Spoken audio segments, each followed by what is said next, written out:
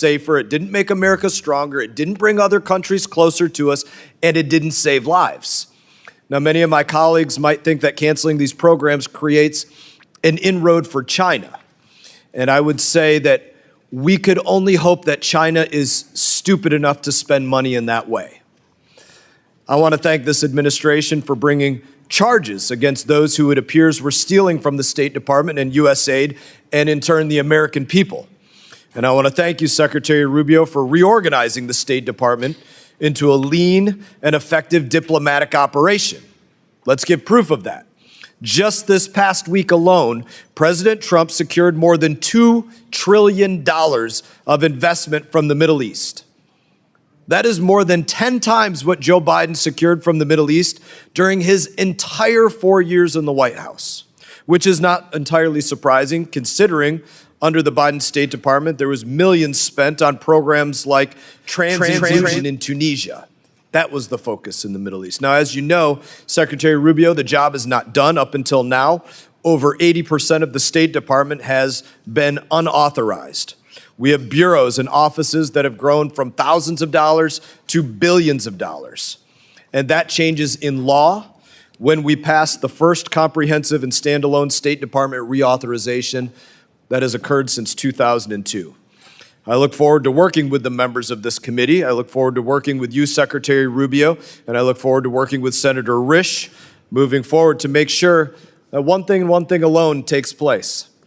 Every single dollar and diplomat that we authorize and send into the field puts America first. In that, I would now like to recognize Ranking Member Meeks for any opening statement that he may have. Thank you, Mr. Chairman. Secretary Rubio, I'm glad you are finally before this committee.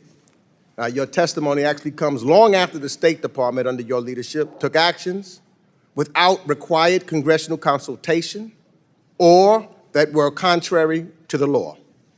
But I guess it's better late than never. But let me be clear, showing up months after the fact and refusing to stay until every member has questioned you for 5 minutes as entitled to under House rules are not the standards to which we hold the Secretary of State. Mr. Secretary, I've known you for a while, and I respected very much Senator Rubio, even when we disagreed. Senator Rubio was a principled statesman. Secretary Rubio, however, as we've seen in the past few months, is something different entirely.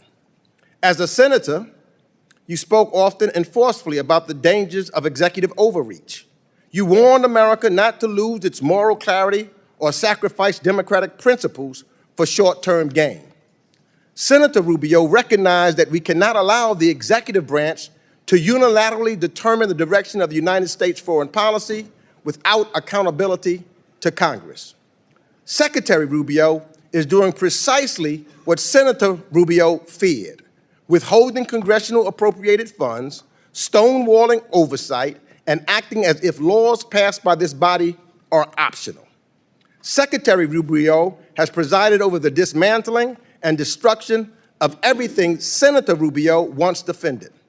So although you may be the Secretary of State, the acting head of USAID, the National Security Advisor, the Archivist of America, the empire you have stumbled upon is not one of influence, sir. It is a kingdom of ash. So I ask, was it worth it? Was it worth it to allow the near extension of U.S. foreign assistance and USAID, which Senator Rubio said, and I quote, is a very cost-effective way not only to export our values and our example, but to advance our security and our economic interests? And lie is exactly what this administration has done again and again. Each time Elon Musk and his department of arsonists brag and mislead the American public about massively inflated savings or lie about the program they have cut and their purpose, they're not telling you about the food that rotted on the shelves while people went hungry, or the medicine that was undistributed to children needlessly suffering, or the trust that was lost by your actions. But I believe you know better, because you've said as much, and yet here we are. In 2022, Senator Rubio warned about the urgent and growing threat posed by China and called for a fully funded State Department and USAID. Senator Rubio wrote that soft power tools and alliances were vital to our national security. And today, Secretary Rubio is here to defend an 84% cut of the foreign affairs budget. How does hollowing out our State Department and dismantling USAID help us compete with China? How does the America Alone budget project American strength? On human rights, the contrast is even starker. Senator Rubio built his political brand on the cause of freedom and dignity. You condemned autocrats in Caracas, Havana, and Beijing for silencing dissent. But Secretary Rubio, he looks the other way when strongmen commit similar abuses. Secretary Rubio even defied a Supreme Court order to facilitate the return of a wrongly detained spouse of an American citizen. And when Senator Rubio became the first Hispanic American to serve as Secretary of State, he made sure to pull the ladder up behind him. In the name of dismantling efforts to making hiring and promotion fair, as you call it, wokeness, you have unlawfully dismantled programs designed to address decades of historical exclusion. These are not political experiments. They were congressionally supported efforts rooted in bipartisan recognition that our diplomatic corps must reflect the diversity and the strength of the nation it represents abroad. These are initiatives that Senator Rubio supported. You replaced experienced career employees with ideologues and political loyalists. Under your watch, sir, America's diplomatic and development corps have suffered the greatest brain drain in history, and America has been weakened and made more isolated by the actions of an administration that has abandoned its allies, cozied up to dictators, and conducted a foreign policy driven not by interests of the American people, but in support of the personal enrichment of the president and his family. And with that, I yield back.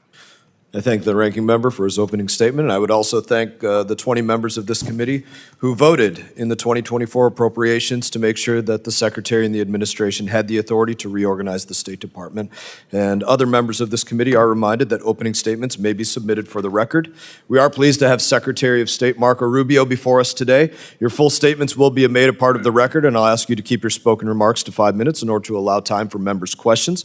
And I now am proud to recognize Secretary Rubio for any opening statement that you may have. Thank you. I appreciate the opportunity to speak to you today. I'll try to stay under the 5 minutes, and so we can get time for questions here. So when I took this job, and I said this during my confirmation hearing, the most important thing we need to do is return American foreign policy to be centered on our national interests. For far too long, that had been lost as a concept of foreign policy. In essence, in many cases, oftentimes the U.S. engaged in the world on the basis of what was good for the global order or the international community and what like. And look, for about 30 years, that made a lot of sense until the end of the post-Cold War era.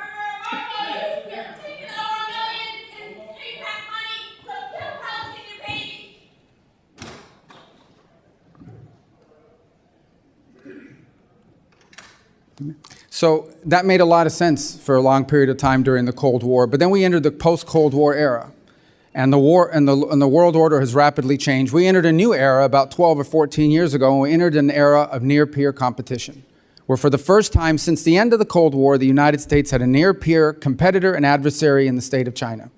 And we need to confront that, and our foreign policy needs to be geared around that and on the realities of this new world. And so what that means is we have to have a State Department that can deliver on a foreign policy that is rooted in the national interest of the United States. To defend the national interest of the United States requires us, number one, to make sure that every dollar we spend and every action we take has to have measurable outcomes that deliver for the American people. They have to either make our country safer, or they have to make our country stronger, or they have to help make our country more prosperous. It has to do at least one of those three things. And ideally, whether it's a program or a measure that we take, it should do all three of them. Now, what that means is that there are some great causes in the world. There really are. There are some great causes. There are some horrifying things that are happening on the planet. America cannot solve every single one of them. What we need to focus on is prioritizing our foreign policy to those areas that are in our national interest. Now, we will still remain the largest contributor of foreign aid and humanitarian assistance on this planet by far. The United States, even under the budget that's before you today, and the changes we have made will still contribute more in foreign aid than the next 10 countries combined, than the entire OECD. The next closest country is not China, it's Germany, and it's way behind us, even now. But that foreign aid has to be geared towards our national interest. We need to design a State Department that delivers on that. Yes, we canceled a bunch of contracts in USAID. Some were stupid and outrageous, others didn't serve the national interest, and others we kept. And we are folding it under the Department of State. And you know why? Because we want it to be part of the toolbox of foreign policy, not a standalone. It is not charity. Foreign aid is not charity. It is designed to further the national interest of the United States. So we will do humanitarian assistance, we will do food assistance, we will do developmental assistance, and we will do security assistance, but we will do it driven by our embassies and our regional bureaus. Because what those issues mean look very different in Guatemala than they may in Chad, or in Kenya, or in some other part of the world, in the Indo-Pacific. And so one of the things that we have tried to do in our reorganization is drive power and influence on policymaking and decision-making to the regional bureaus and ultimately to our embassies. Our embassies, our ambassadors, are the front line of American foreign policy. The most important thing I do every single day is not read memos, it's read cables. Every night I get 10, 15 select cables from stations around the world, different embassies.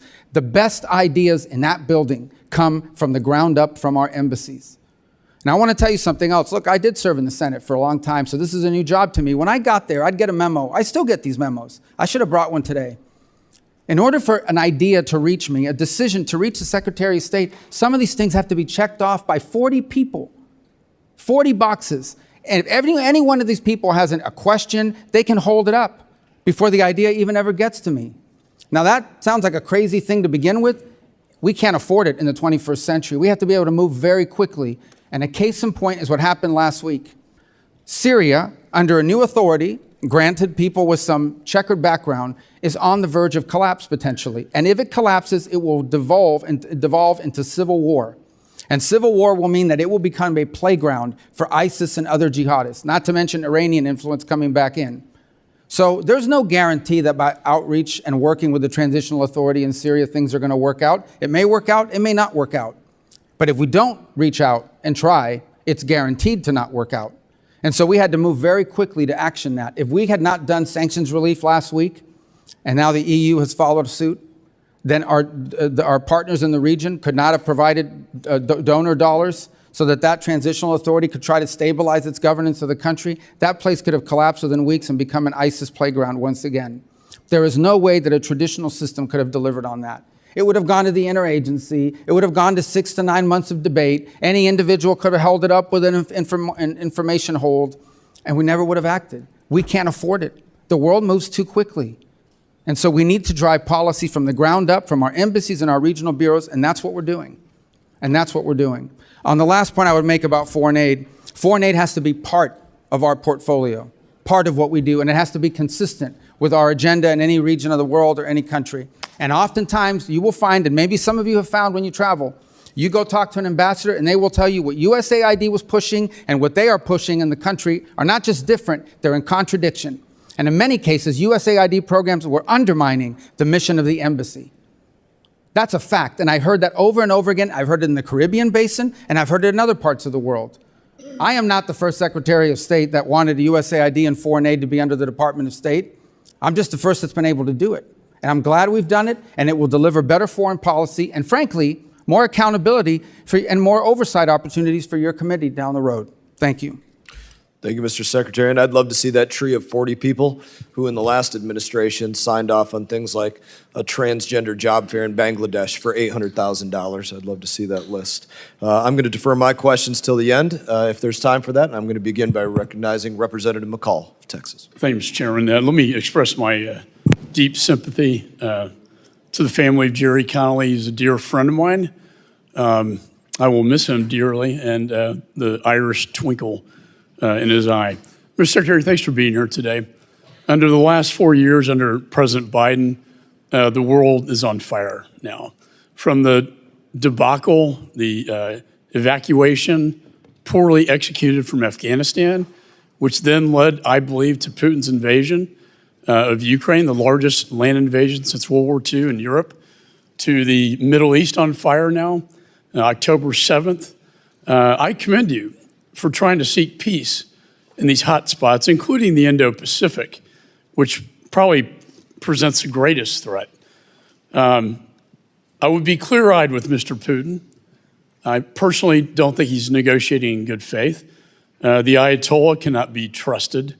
In fact, it was recently reported that they got their proxy Hamas to invade Israel on October the 7th to derail the normalization talks between Israel and Saudi Arabia. Let me go to the 1961 Foreign Assistance Act. It was initially created to counter the rise of the Soviet Union. Today, I believe it should be used to counter the influence of Communist China around the globe. And that's a core mission I know you support, as do I. When I was chairman of this committee, I put holds on the programs the current chairman's talking about, that being the drag shows in Ecuador to grants to advance atheism in Nepal. These are not in the interest of the United States or our national security interests. So I think we need to return these agencies and programs to their core mission. I believe that you're trying to do that by bringing them under your supervision at the State Department. It's not a new idea. Madeleine Albright tried to do that many years ago. And I do think under your supervision that we'll have transparency and accountability with the foreign assistance programs. We are engaged in a reauthorization of the State Department. Sir, can you tell me how this would assist you with respect to reorganization of these important agencies under your department? Well, I think the key to reorganization, and by the way, we never did it in all the years that I was in the Senate either. It never happened. It needs to happen. We want it to happen. As you know, in our reorganization, we didn't touch any of the statutory offices because we can't. But there's two advantages to it, or three advantages. The first is it becomes permanent. We can create an organizational structure that becomes enduring, especially if it's one that we believe in. Second, I think that it will help us with the input and ideas. Look, we notified, it wasn't intended, we provided the initial preliminary indication to Congress. We've been taking input, including from many on the minority. And some of those are going to be reflected when we put out our final approach that we want to take. But ultimately, we would love to work with the committee to find ways to improve on the streamlining. By the way, we're also taking input from inside our building. Some of the ideas in our reorg, many of the ideas from our reorg, came from inside the State Department, from career officials, including some that are still providing input for us in sort of how to structure it. But I think the advantage of doing it statutorily is that it becomes enduring and permanent, and provide certainty in the days to come. Otherwise, it can change over time and continue to bloat and expand to levels that it got to. It was an unreadable org chart. The org chart that I showed, the initial org chart that I inherited was just the top line. Within each one of those boxes, there were multiple boxes, some of them duplicative, redundant. Many cases, no one could even tell us what they were doing because it's easy to grow. It's much harder to reorganize and to streamline activity, and that's what we want to do. Well, it's a very noble effort. With my 1 minute remaining, I authorized the Remain in Mexico program in this committee. I commend the administration. Within a matter of months, have restored order to the border, taken chaos and turned it into a safe border. I mean, the crossings have gone down 95%. There's no longer catch and release. And I do think the executive order on Remain in Mexico is very important. I know you share that responsibility with the Department of Homeland Security, a committee I chaired as well. What is the latest in your negotiations with Mexico to bring that important program back? Well, as you are aware, I'm sure that we've had a number of what I would call both irritants, but also areas of cooperation with the Mexican government. It's been actually pretty positive. They have been very responsive on our security concerns. They've increased their security cooperation with us in ways that have been very productive. In fact, at some point here over the next few weeks, I intend to travel potentially to Mexico along with a couple other cabinet members to sort of finalize some of these areas of cooperation. This may be one we talk about, but we've been primarily focused with Mexico on two things. One is on trade, which is not my department, but obviously our trade representative, Mr. Greer, and also the Commerce Secretary Lutnick's been engaging with them. And then the other is on security cooperation. We have a mutual interest in Mexico. In essence, the cartels that operate within Mexico and threaten the state are armed from weapons that are bought in the United States and shipped there. We want to help stop that flow. The reverse is those cartels threaten the state. There are parts of Mexico that are governed by cartels, where there is, in fact, I think I heard last night 2 more people were murdered in Mexico City associated with the mayor of Mexico City. The political violence there is real. They have a vested interest and a desire to go after these cartels, and we want to help equip them and provide them information. They've also been increasingly cooperative, more than ever before, in bringing back and extraditing people wanted in this country for crimes who are in their custody. So I think we've got good areas of cooperation. We still have some more work to do on migration, but they've been cooperative. Chair Thank you, now Secretary. recognizes Ranking Member Meeks. Thank you. I'm trying to figure something out. I know you said you read a lot of cables every day, and I know that when you first got sworn in at your confirmation hearing, you stated that being the Secretary of State would be an extraordinary responsibility. Here we are 4 minutes later, but reading cables every day. How much time do you spend at the State Department? How much what? How much time? Do I How spend focused at the State Department? almost every day if I'm in the country. I travel a lot. It's part of the job. I agree, I understand. But now you have 4 jobs, don't you? Now you're not only the Secretary of State, you are also the acting USAID administrator. You're also the acting archivist. You're also the interim national security advisor. You cannot spend every day at the State Department and then neglect your other jobs that you have the responsibility to do. So how much time do you spend at the other jobs if you spend every day at the State Department?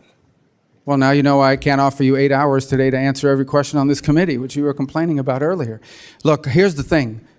All those jobs are being done. USAID largely has been folded into the... Do you want my answer? Do you want to... No, I just want to know this. Did you anticipate or did you want, when you were sworn in to be the Secretary of State, do you want to have the jobs of USAID administrator? No, I did not apply for those jobs. Did not apply I was for them. asked to serve in those roles, and I'm happy to do it. The archives are doing great.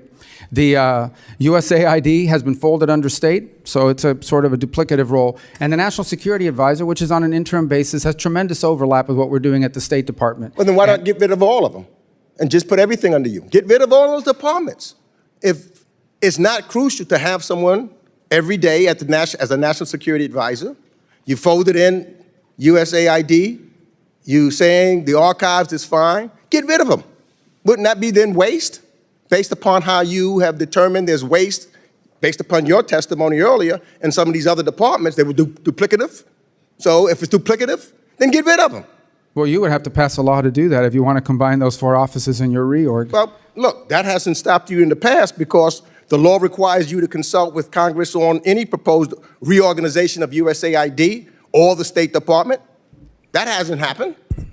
I agree. It should be the Congress's responsibility. Your staff claimed, quote, that you've extensively consulted Congress on your plan to fold USAID into state. But that did not happen. All we members have gotten was 1 hour of a meeting with Pete Morocco, who you later fired and who couldn't answer our most basic questions about the aid freeze. And you've ignored thus far. That's why I want to know about you've ignored nearly 20 letters from this committee seeking information about who, since you took office, as well as,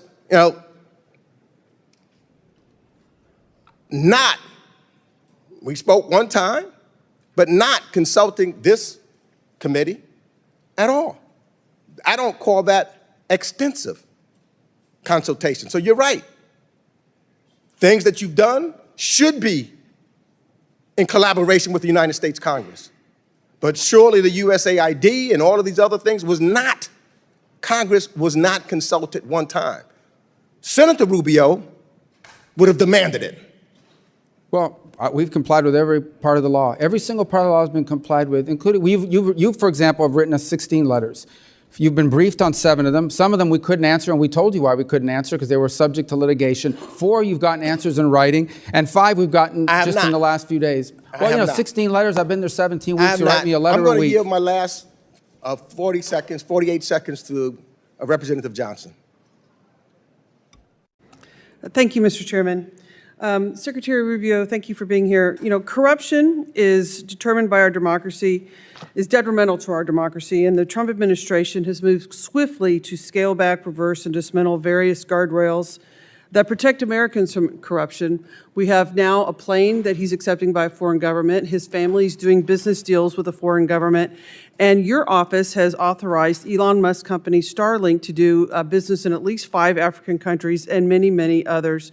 My question is, with the dismantling of the enforcement of the Foreign Corrupt Practices Act and many other things, what efforts are you doing as Secretary of State to make sure that our government is free from improper foreign influence over our policy? I mean, the examples you've given, Starlink's all over the world. There isn't a country in the world now that doesn't have Starlink for the most part. They have Starlink in Syria. We certainly didn't help them land that deal, but they've got Starlink's a global company that's present everywhere and continues to grow because they provide a very unique service no one else provides. I'm not aware of any plane that's been given. I know the media reports about it. I know that the Air Force One that's scheduled to be delivered is like 5 years off balance. So they went to Boeing and this is the extent of what I know about this plane. I've never seen it. They went to Boeing and said, are there any planes that fit the bill? Boeing produced a list of planes that they'd sold over the last few years. One of them happened to be a Qatar. You'd have to ask the Department of Defense because that would go to the Air Force. That would not come to the State Department. Beyond that, look, we're involved in helping businesses expand all over the world. There isn't a single day that we aren't involved in helping an American company gain access to a market, and we'll continue to do so. As far as people involved in our government that are doing that, I'm not aware of anyone on the cabinet or in the President's White House that's using the State Department to expand their personal portfolio. And if they are, we wouldn't help them do that. But no one's ever asked us to do that. So I think we're following the law with regards to what we're doing to prevent corruption. So is the answer to Chair recognizes Representative Smith from New Jersey. Thank you very much, Mr. Chairman. First of all, it was an honor, Mr. Secretary, to serve with you as co-chair of the China Commission. We did so much together. I want to thank you for that leadership. It was extraordinary. I want to thank you for bringing the DR Congo and Rwanda together on April 25th for that statement of principles. You are tenaciously pursuing peace all over the planet, including in DR Congo, where the fighting is very intense, or it has been. And of course, tomorrow I have a big hearing on Sudan, and I know you're trying to do everything you can to try to mitigate the horrific violence that is occurring there. Let me just ask you a couple of questions, if I could. I had a hearing on Aliyev and Azerbaijan on the Tom Lantos Commission, and it's very clear that after the genocide committed by Aliyev against the Armenians, that there are many, many political prisoners and POWs being held. I would just encourage you to do whatever you can to get those men and women released, at least 300. I met with Aliyev twice in Baku. He's a dictator. I know we work with dictators and we have to have at least some kind of conversation with them, but release those prisoners. They're being maltreated and horribly mistreated by Aliyev, so I would ask for that. Secondly, you and I have worked on issues like forced organ harvesting. You and Tom Cotton were the prime sponsors of a bill on the Senate side. 2 weeks ago, we got the bill passed here again. It is a horrific human rights abuse by Xi Jinping, targeting the Uyghurs, of course, the Muslim Uyghurs, because those organs are being sold in the Middle East. So they want to have livers that are coming from a Muslim. So the market is very, very high, livers and other internal organs. And Xi Jinping is making billions by killing tens of thousands of young people, average age 28, each and every year. Falun Gong, and you know it, you're the sponsor of the bill. I would appeal to you, if you could. It passed the House 406-1. If we could get it out of the Senate, it would hopefully clamp down on this egregious human rights abuse in China. And it's a global bill. It would outlaw forced organ harvesting profoundly, with real penalties up to 20 years in prison for those who are part of that supply chain. But it would most directly affect Xi Jinping and the people who are doing this horrific abuse. I yield. Thank you, and I appreciate that. On obviously the organ harvesting, China plays a concerning role in that regard, and we would obviously be helpful in any way we can in helping you pass that in the Senate, certainly putting a good word for it and the like. But it's not limited to China, unfortunately. There are other parts of the world where we're now seeing that, and there are places where we're trying to verify, but we hear reports of that. And that's something that's need to be called out as well. As far as Azerbaijan is concerned, our core focus has been on trying to establish a peace between Azerbaijan and Armenia. There's the real risk there of a conflict. that we're trying to prevent from happening. Our teams have been very engaged in that regard and trying to make something come about and prevent an armed intervention there that would, and obviously within the context of those conversations, the issues you raised about prisoners and human rights are critical to it. And again, another example of where we want to use our embassies. So when we talk about people will complain, well, you got rid of the Human Rights Office and the functional bureaus, it's because it's being transferred to the regional bureaus. And our regional bureaus will not just have a focus on human rights within the bureau, but so will our embassy. And so that is the human rights issue with regards to Azerbaijan, and so that is what our embassy will be focused on pushing. It's different from what the human rights issue might be in another part of the world, but we think it's important to have people on the front line prioritizing these issues as part of our holistic approach. You've outlined it correctly. We do want to have, we may not agree with the system of government, we may wish it were different. But the truth of the matter is that we have to deal with countries in many cases that perhaps don't have ideal models, but we have to deal with them in our national interest, and we need to balance all of these things together, our national interest and diplomacy, without surrendering and finding opportunities to further interests such as human rights. And Azerbaijan provides us an opportunity to do that in the context of the broader peace that we're trying to establish there. Finally, almost out of time, yesterday I chaired a hearing on the global problem of anti-Semitism and how it's getting worse. It was my 18th hearing on it. We had Ted Deutsch, who is at the leader, was a leader here when he was in Congress, as one of our witnesses. And I just want to say thank you for what you're doing vis-a-vis Israel and what you're doing to try to stop this scourge of anti-Semitism that is exploding, especially at the United Nations, where the UN Human Rights Council is filled to overflowing with people in agency positions, not just the members of it, who are absolutely anti-Semitic. So I want to thank you for that as well. Chair now recognizes Representative Sherman. We all miss Jerry Conley, and I do not think that he would want us to be passive in our questioning here today. Mr. Chairman, it's our job to oversee the State Department. You can't do that by having think tank witnesses come before us. Our job isn't to oversee the think tanks. In 2023, we had 44 government witnesses. This year, we have our first. And I hope very much that we have all not only the secretary, but the undersecretaries and assistant secretaries so that we can really do our job. Secretary Rubio, in the 1970s, there was a powerful Middle East monarch who claimed to be a friend of the United States, may very well have been, claimed to be at least agreeable to Israel. And so in the 1970s, we transferred enormous, sophisticated weapons to him. In 1979, the Shah was deposed and all those weapons were in the hands of the Ayatollah. Today, MBS wants a nuclear weapon. But he says what he wants is a nuclear cooperation agreement. Well, we have a nuclear cooperation agreement with the United Arab Emirates and Turkey and Morocco that all provide for a gold standard of safety. Can you assure us that you will not enter into a nuclear cooperation agreement with Saudi Arabia that does not have that same gold standard of security to make sure they're not building a nuclear weapon? Well, first I will tell you that there has been no conversation about entering into one. For example, during the recent trip. Can you, I've got limited time. So here's the thing. I can Sir, tell you. either give me a yes, give me a no. Well, I'm going to let me give go you on. my answer if you want my answer. I want a yes this is not or a game no. show. Reclaiming my time. Well, reclaim your time, but it's not a game show. I get to answer. These are complex questions. Let me answer. Mr. Secretary, I'm reclaiming my time. I The don't know what that means. filibustering takes place in the Senate, not here. I'm not filibustering. I'm trying to answer your question. You're trying. Let's go on to the next question. With regard to Iran, can you assure us that you will continue sanctions on Iran until they verifiably agree to abandon all enrichment?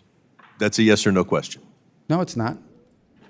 Well, can you give me a yes or no, or should I go on to the next We question? believe that Iran should not be allowed to enrich uranium. Correct.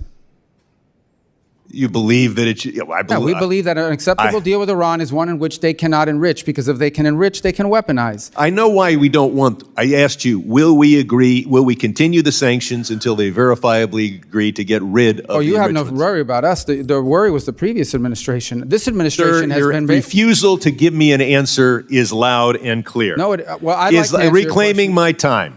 Mr. Chair, you told us about all these wonderful business deals that were announced in the Middle East.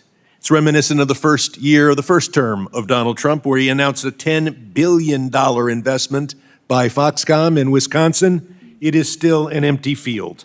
I am sure that the only deals announced in the Middle East that will actually happen were the bribery deals, the $400 million plane and the $2 billion Abu Dhabi will put into the cryptocurrency sponsored by Mr. Trump. TikTok. Mr. Secretary, you led the effort to say that it shouldn't be controlled by the Chinese Communist Party.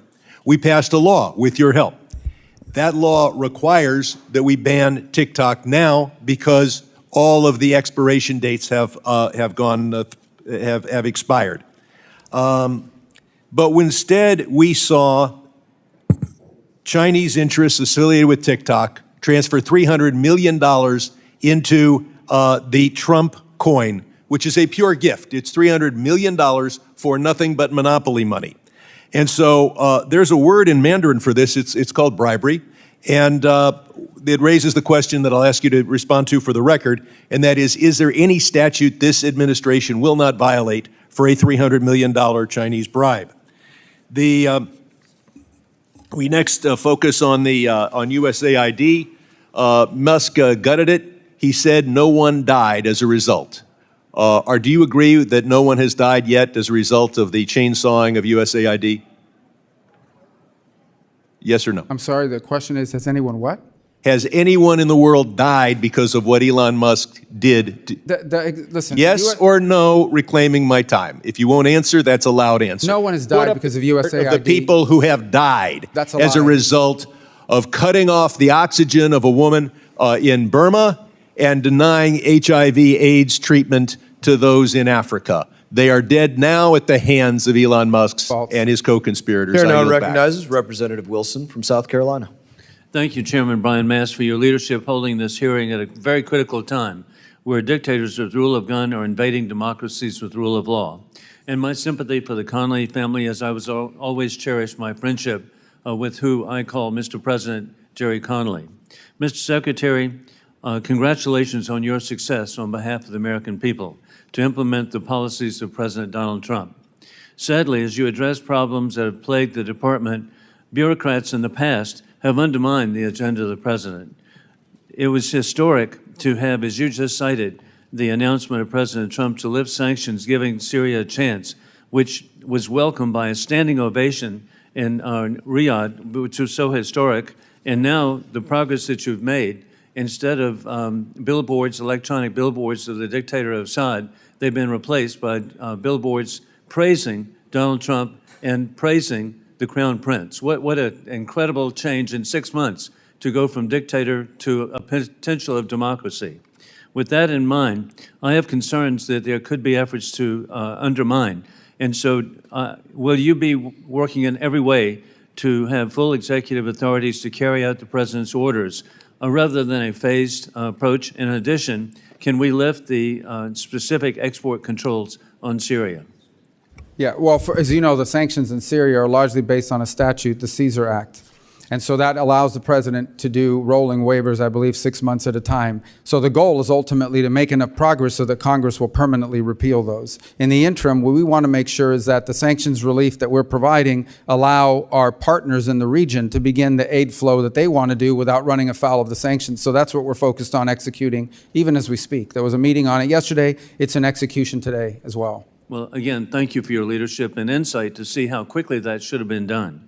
I'm also grateful for the strong position of the Trump administration in regard to the anti-American Georgian Dream regime in the Republic of Georgia. They rigged the election in Georgia on October 26. They've criminalized association with America. They kicked out American companies blocking trade and mineral access to the Middle Corridor, selling Georgia to the Chinese Communist Party. They've repeatedly smeared President Trump and American leadership. With that in mind, I'm really grateful that actually with the Rondelli Foundation, there's been a report just released indicating the control by the Chinese Communist Party now in the Republic of Georgia, and I'd like to provide this for the record. Additionally, for 200 consecutive days, freedom-loving Georgians have heroically taken to the street, embracing themselves in American flags and carrying posters of the president.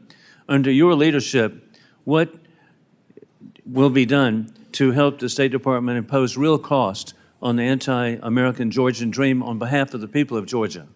Well, going back to what I've said earlier in my opening statement, the goal of the United States is our national interests. So we would look at that and say, is it our national interest to have an anti-American government governing an important part of the world? And if not, we'll take appropriate actions to impose costs on that government. That's currently under review, and we're looking for options and additional options. I have no announcement today specifically on what we plan to do yet, but I can tell you that that is something that's being discussed. And again, a great example of why we're going to look to our regional bureaus and our local office on the ground there to provide us guidance as to what are the measures that the government, the anti-American government, would be most responsive to. And it's so refreshing to get your response. And additionally, another issue is Kurdistan, the regional government of Iraq. And they have recently signed an agreement with American oil companies for the exploration and for the development of the oil capabilities, billions of dollars in northern Iraq. But sadly, the regime in Tehran has impacted Baghdad and is actually controlling the actions of Baghdad. And so Iran is intruding and trying to stop the agreements. What is being done to promote freedom for the ability of Kurdistan to, in regional government, to really support the people of Iraq? Well, too? we first have made clear the linchpin of our approach towards Iraq is that autonomy that the Kurdish population has in that part of the country, and part of that is allowing them the economic lifeline that allows them to prosper and succeed. The Iraqi officials have expressed an interest in a closer, better relationship with the United States, and we've explained to them that the core to that is respect for the companies that are operating from in that country, from our country operating within Iraq. Also, respect, as I said, for the autonomy of the Kurds. And third is the Iranian influence.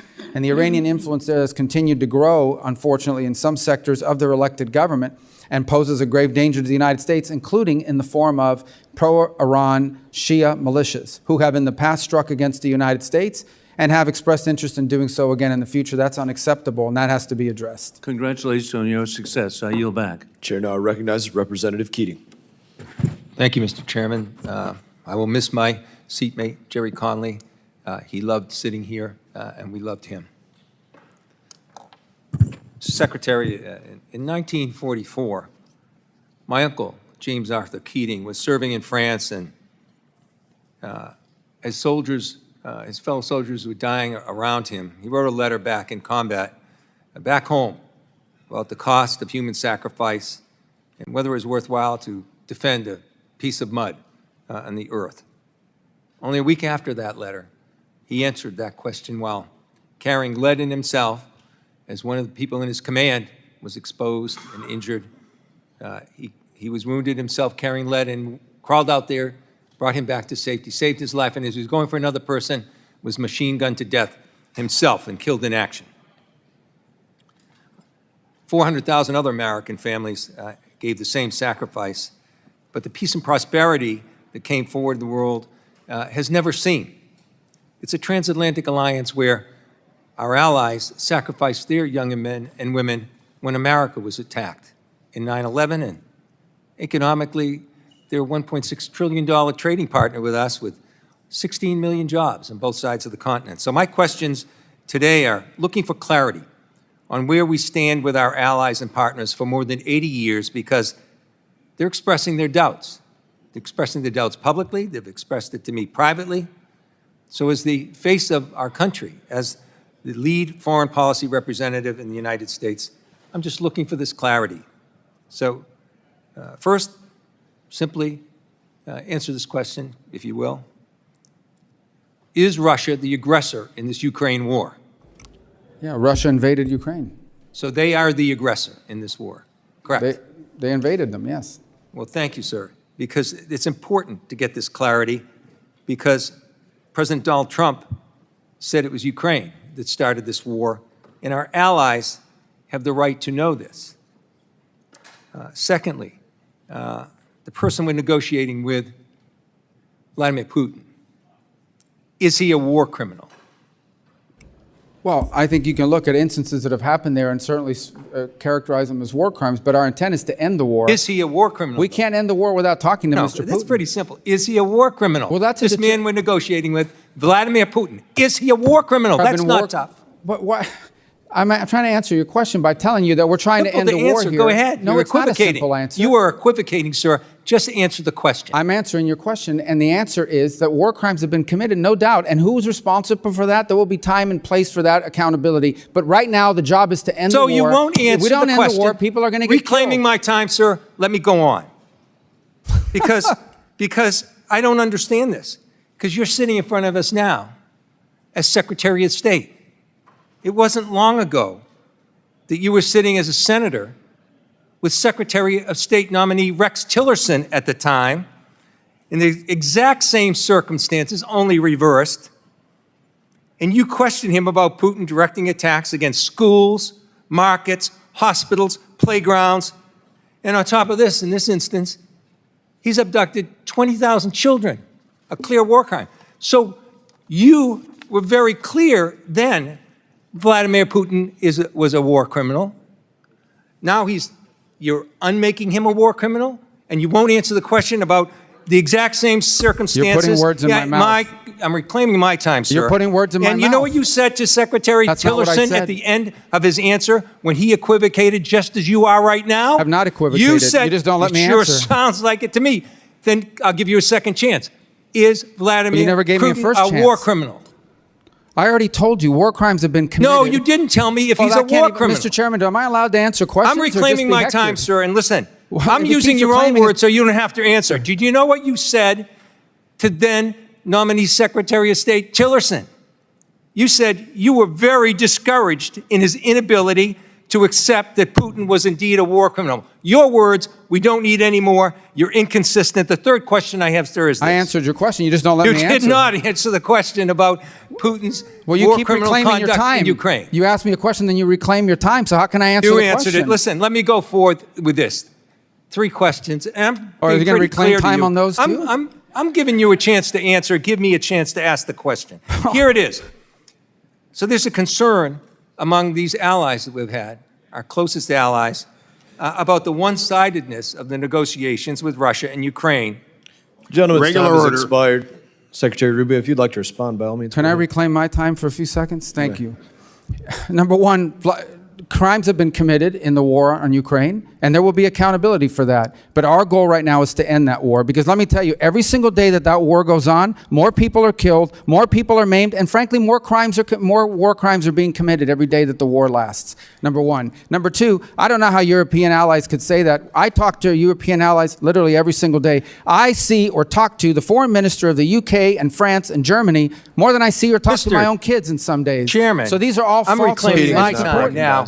You have no time. Because You're not you've given him recognized, Mr. time, Keating. and I ask unanimous Not consent. recognized, Mr. Keating. Chairman, You're not recognized. I'm asking for unanimous consent to Mr. put in the Keating, record. you're not recognized. The I Secretary am is speaking. asking unanimous consent to put in the record Mr. Keating, you're not the recognized. op-ed. Oh, so you're not going to recognize, Mr. Chairman? Not Point of order. recognized in this Anyone moment. that asks unanimous consent to put in for the record a document, Keating, you're not allowing you that? are not recognized right now. Your time expired. You might have a minute and a few.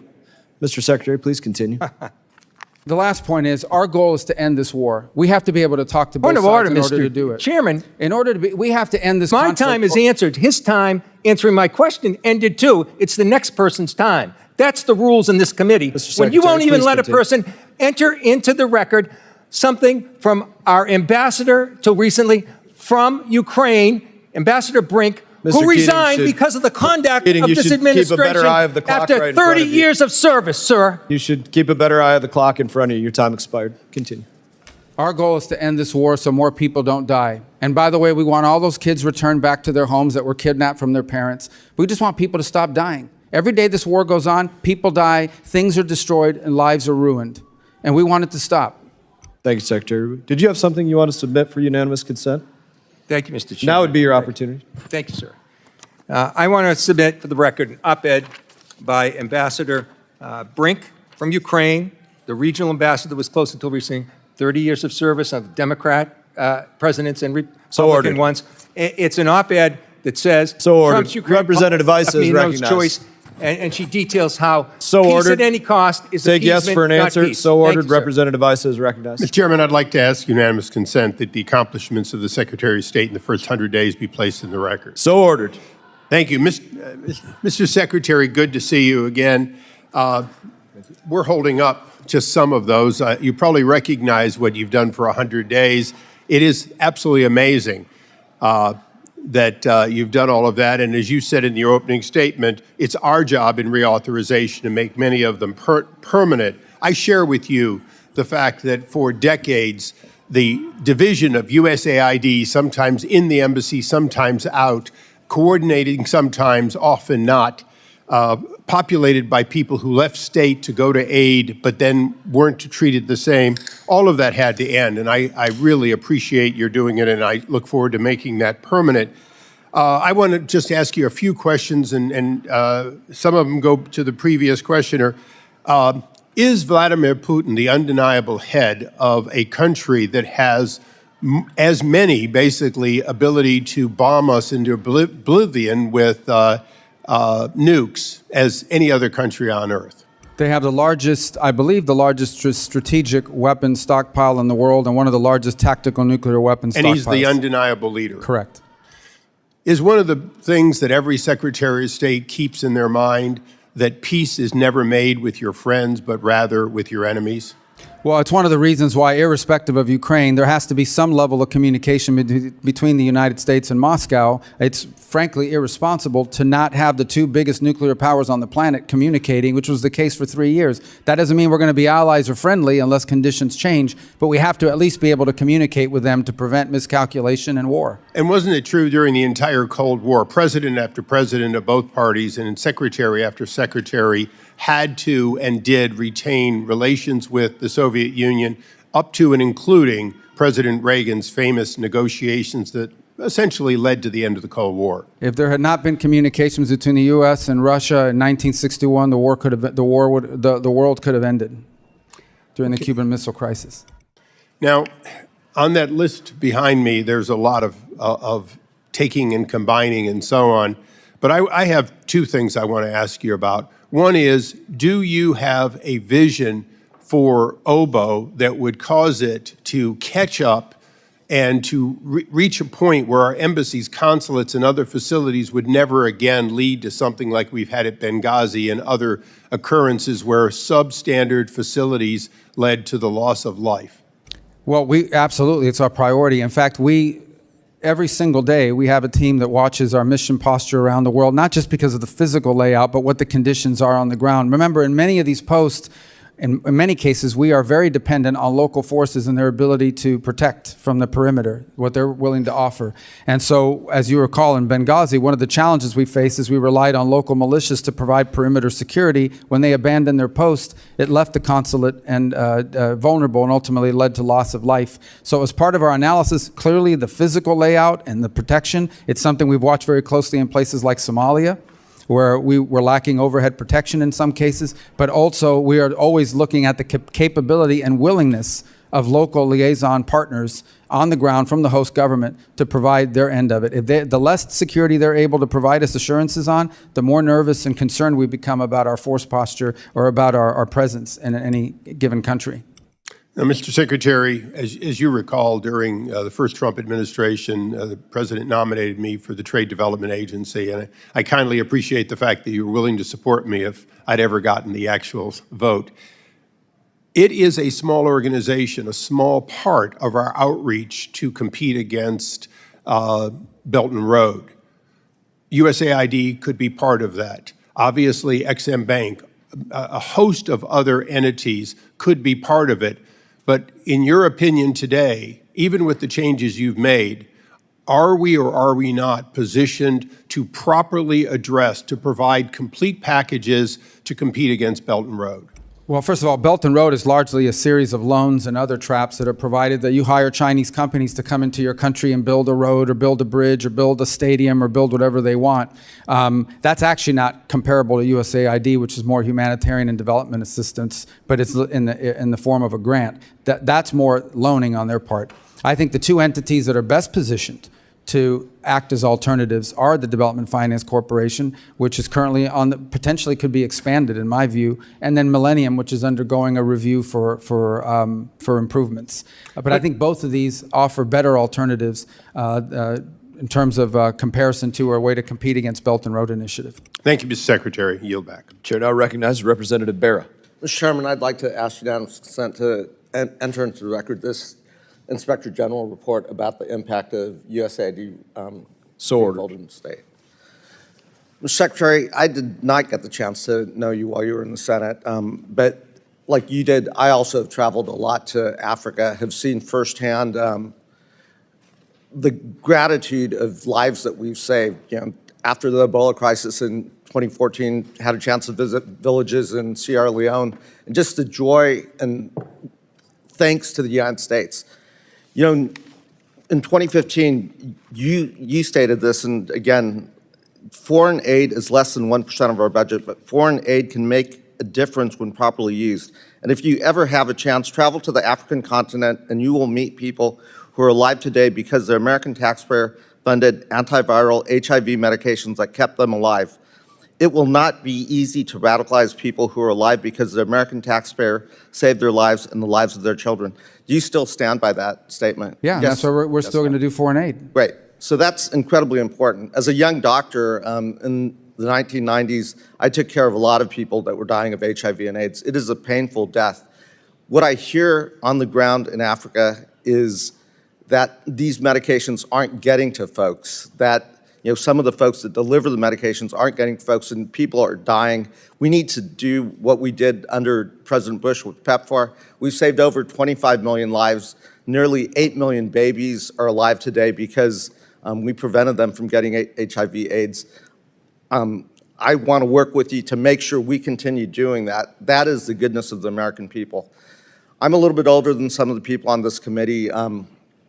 I grew up looking at pictures of kids that were starving in the 80s. Part of the reason why I became a doctor, part of the reason why I'm on this committee and why I focus so much on health, nutrition, food aid, is because of pictures like that are embedded in my mind as a kid.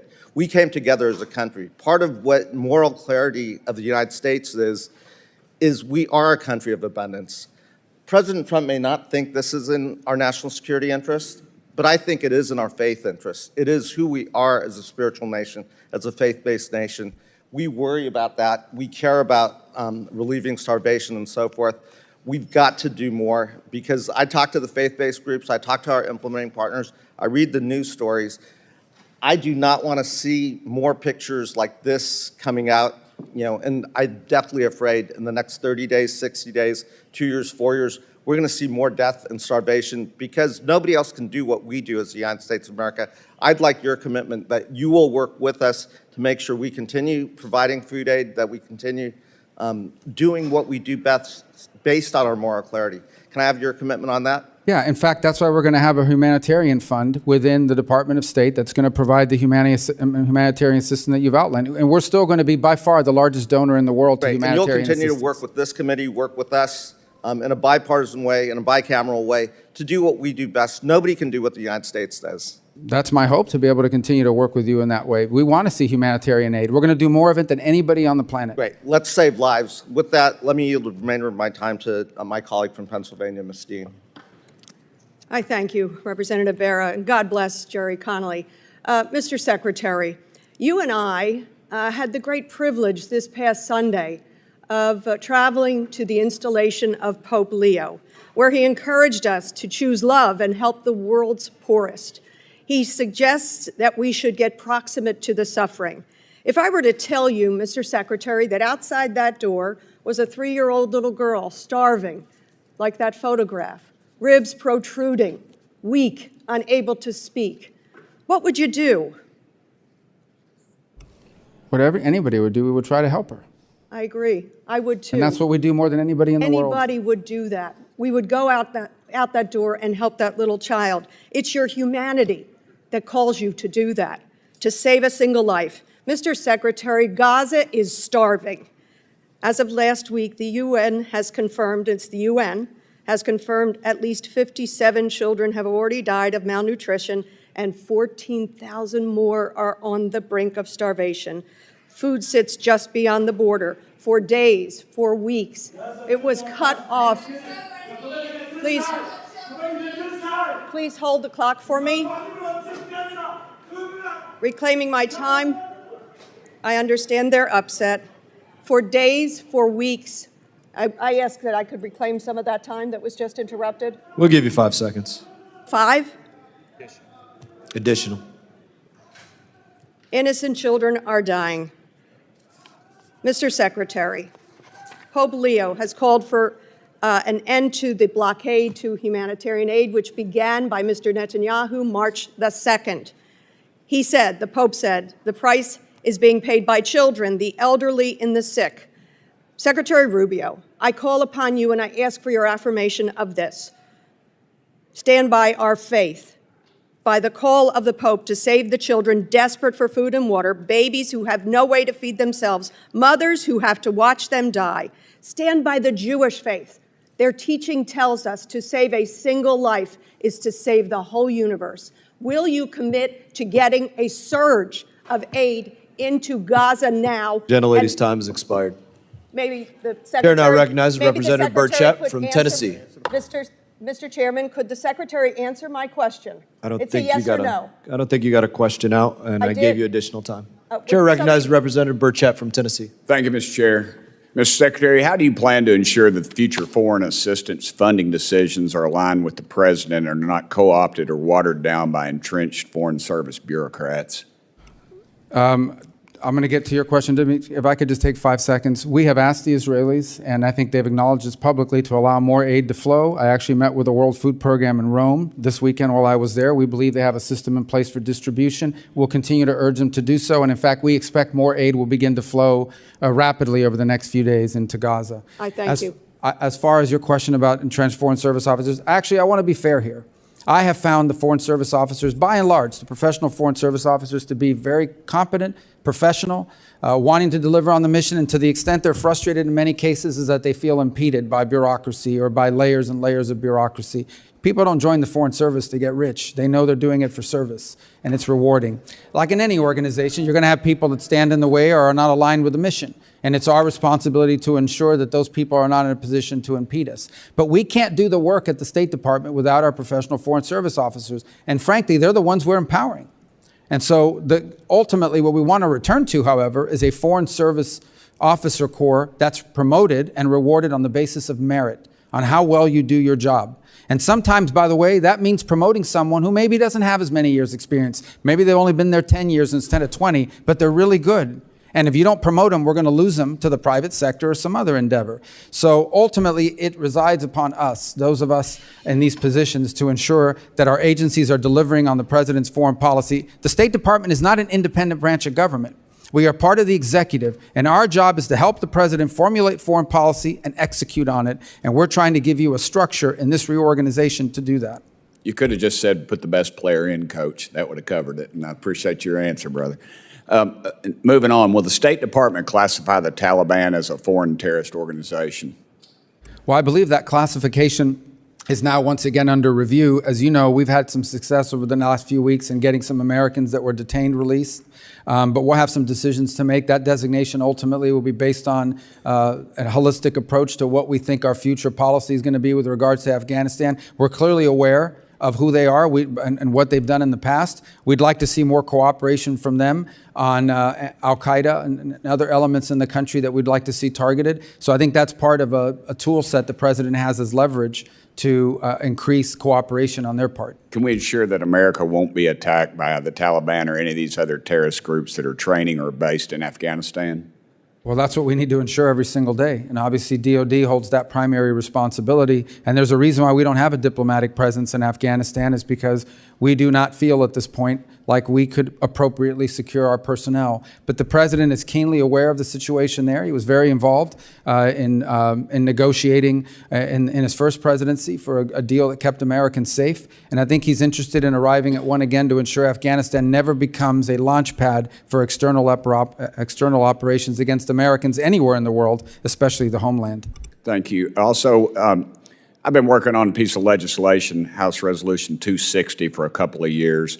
It basically defunds the Taliban. We found out the fellow named Legend, who fought on our side, and another guy, Sean Ryan, Navy SEAL, that they're collecting around $40 million a week is what we've been told, and possibly up to a point of $5 billion from some State Department documents. I'm wondering if you all will support that bill And what it does, it aims to stop U.S. tax dollars from benefiting the Taliban. Well, I haven't seen the bill. I certainly support the intent that you've outlined. And I also would say the president has issued an order, which we have followed, to suspend any aid that could possibly reach the hands of the Taliban, and that's been implemented. Well, we're told that it possibly still is, and the president has voiced support of this legislation, and I would hope that you would review that. That's something that's been out for a while, and it needs to be stopped, put to rest at some point. I've also invited President Saleh of Afghanistan to meet with me and my colleagues, and I'm wondering if you all will facilitate his entry into the country to meet with us.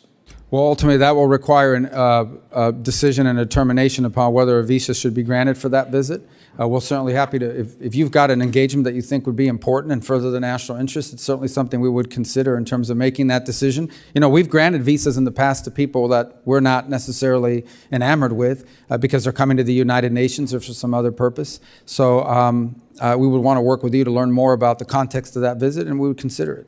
Sure, I would remind you and this body and the folks that are listening and watching this that $40 million may not be a whole heck of a lot to people in Washington, D.C., but I can assure you in East Tennessee that is a whole lot of money that we are probably providing our enemies every dadgum week. And I'd appreciate y'all's assistance with that. Y'all been great. You've accepted our... expired. Okay.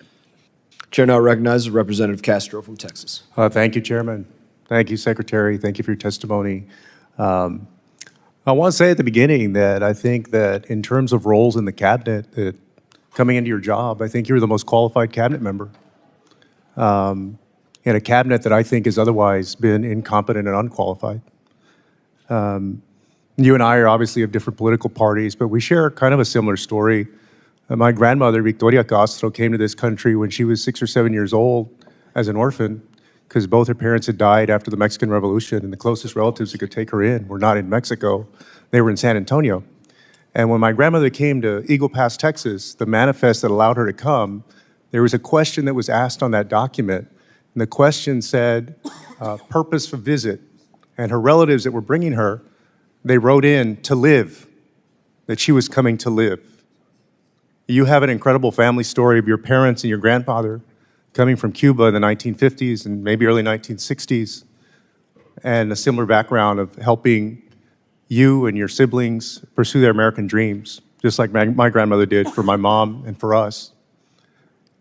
But I feel like today, under the Trump administration, our grandparents may have ended up in a gulag or banished in Guantanamo, or like the girl that I visited with who was a U.S. citizen in Mexico a few weeks ago with a brain tumor, having her seizure medication seized at a CBP inland port. And her mom, who's undocumented Mexican, her caretaker, 24 hours a day, not allowed to come back with her to get treatment for her condition. And I want to ask you specifically about a policy decision where on February 5th, DHS Secretary Noem rescinded temporary protective status for Venezuelans. This same thing was used for 700,000 Cubans in the 1960s and 70s. And she stated that in consultation with the Department of State, assessed conditions in Venezuela and that there are, quote, notable improvements in several areas such as the economy, public health, and crime that allow for these nationals to be safely returned to their home countries.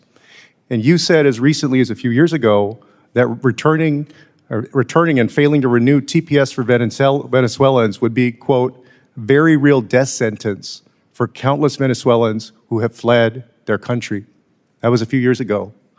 And so I wanted to ask you, do you believe after everything that Maduro has done, and you and I have both condemned him, as I think almost everybody on this dais has, that TPS recipients forced to return to Venezuela will truly be safe in that country? And how do you justify the decision to send 350,000 people to Venezuela right now?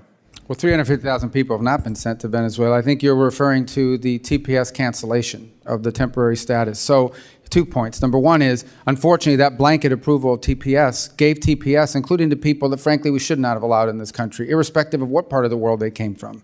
Number two is the hope that now people that have received TPS will apply through the asylum process. And I believe many of them, if not most of them, will have very credible asylum claims to make for the reason you've just outlined. I think the problematic is that when you do a blanket TPS, number one, it's supposed to be temporary. None of these TPSs ever go away. But number two, when you do a blanket, especially in a mass migration event, it is going to protect and cover people that frankly we should not have allowed into this country. The overwhelming we're both part of the same Latino community. You're not saying that all 350,000 people were gang members, are you? Of course not. The majority Are are you not. saying But that if they 1,000 were- of them are, we got a big problem. Well, yeah, but so because there is a very small group who are criminals, just like any group of Americans, you're saying that none of them get any due process? They're just automatically expelled? No, like they no have a right review, to- no nothing for any of their cases? Well, again, it's not my department. We don't do asylum claims, but I Well, can but tell she you they said can she apply for consulted with asylum. you. She said that it was her decision and your decision, and a few years ago you said it was a death sentence. Yeah, but the problem is the previous administration did a terrible job of vetting applicants for TPS. They just blanket approved it. They So did now- things that have been done in other administrations before. But never in this Republican and mass migration Democrat. event. Look, the bottom line is, of course, the overwhelming majority of them are not gang members, and they will be able to apply for asylum, and they have a very credible claim. I have but to there yield. are some that are, and I they have need to be yield my removed from our remaining country. time. I got it. I got to yield my remaining time to Congresswoman Kamlager-Dove. Thank you for that, Rep. Castro. I have a quick question. The World Cup and the Olympics are being hosted in both red and in blue districts across this country, but they are not going to be successful unless we get visas to all of the folks that are participating. This is a bipartisan priority. I just sent a letter to you along with Representative Kim and 50 other colleagues. I am glad that the President has directed this administration to make this a success. In that spirit of cooperation, are you committing to working with me to ensuring that these games are a success and that we're getting visas to those who need it? 100%. Thank you. Chair now recognizes Representative Perry. Thank you, Mr. Chairman. Mr. Secretary, great to see you. Thanks for being here. I want to talk to you about the United Nations Relief and Workers Agency. The claims are fantastic and horrific at the same time, longstanding, of mismanagement, of collusion with Hamas and the terrorist organization and terrorists in Hamas, the using of American tax dollars to promote terrorism, anti-Semitism, violence, rampant corruption throughout the United Nations Relief and Workers Agency and ties to Hamas.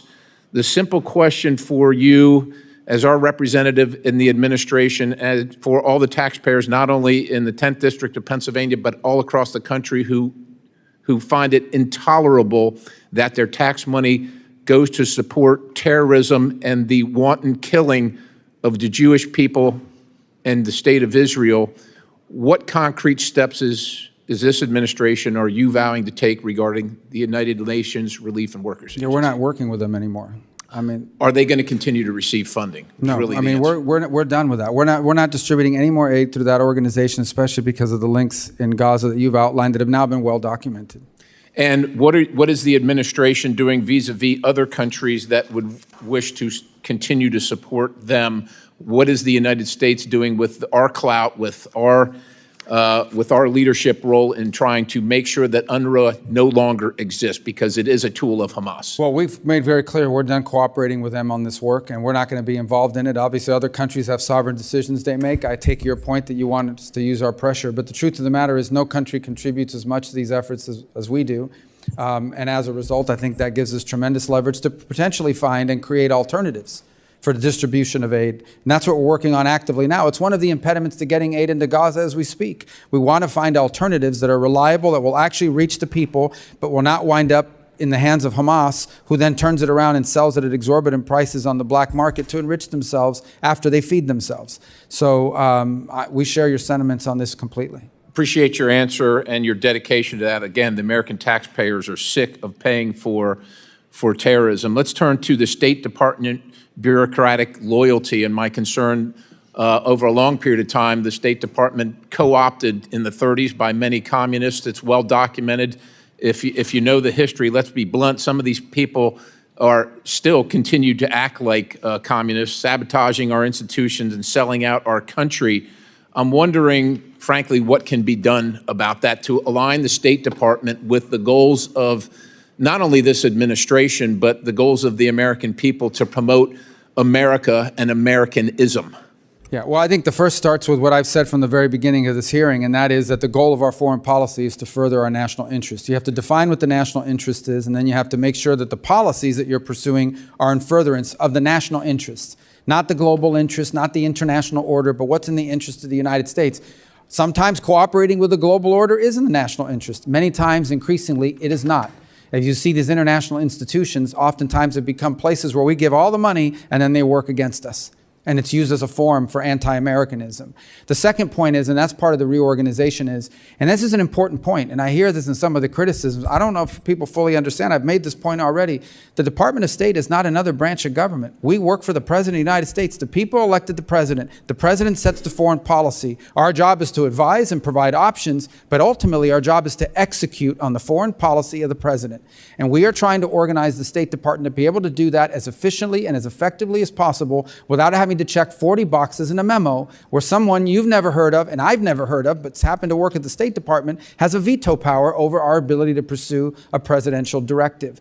Now that will be true for this administration, and frankly it'll be true for the next administration, be it a Republican or a Democrat one. But that's the way our republic functions. In our republic, the executive branch is headed by the President, who's elected by the people through the Electoral College, and our job is to deliver on the President's agenda. That's what I'm proud to do, and that's what we're going to continue to do, and that's the kind of State Department we're building to deliver on.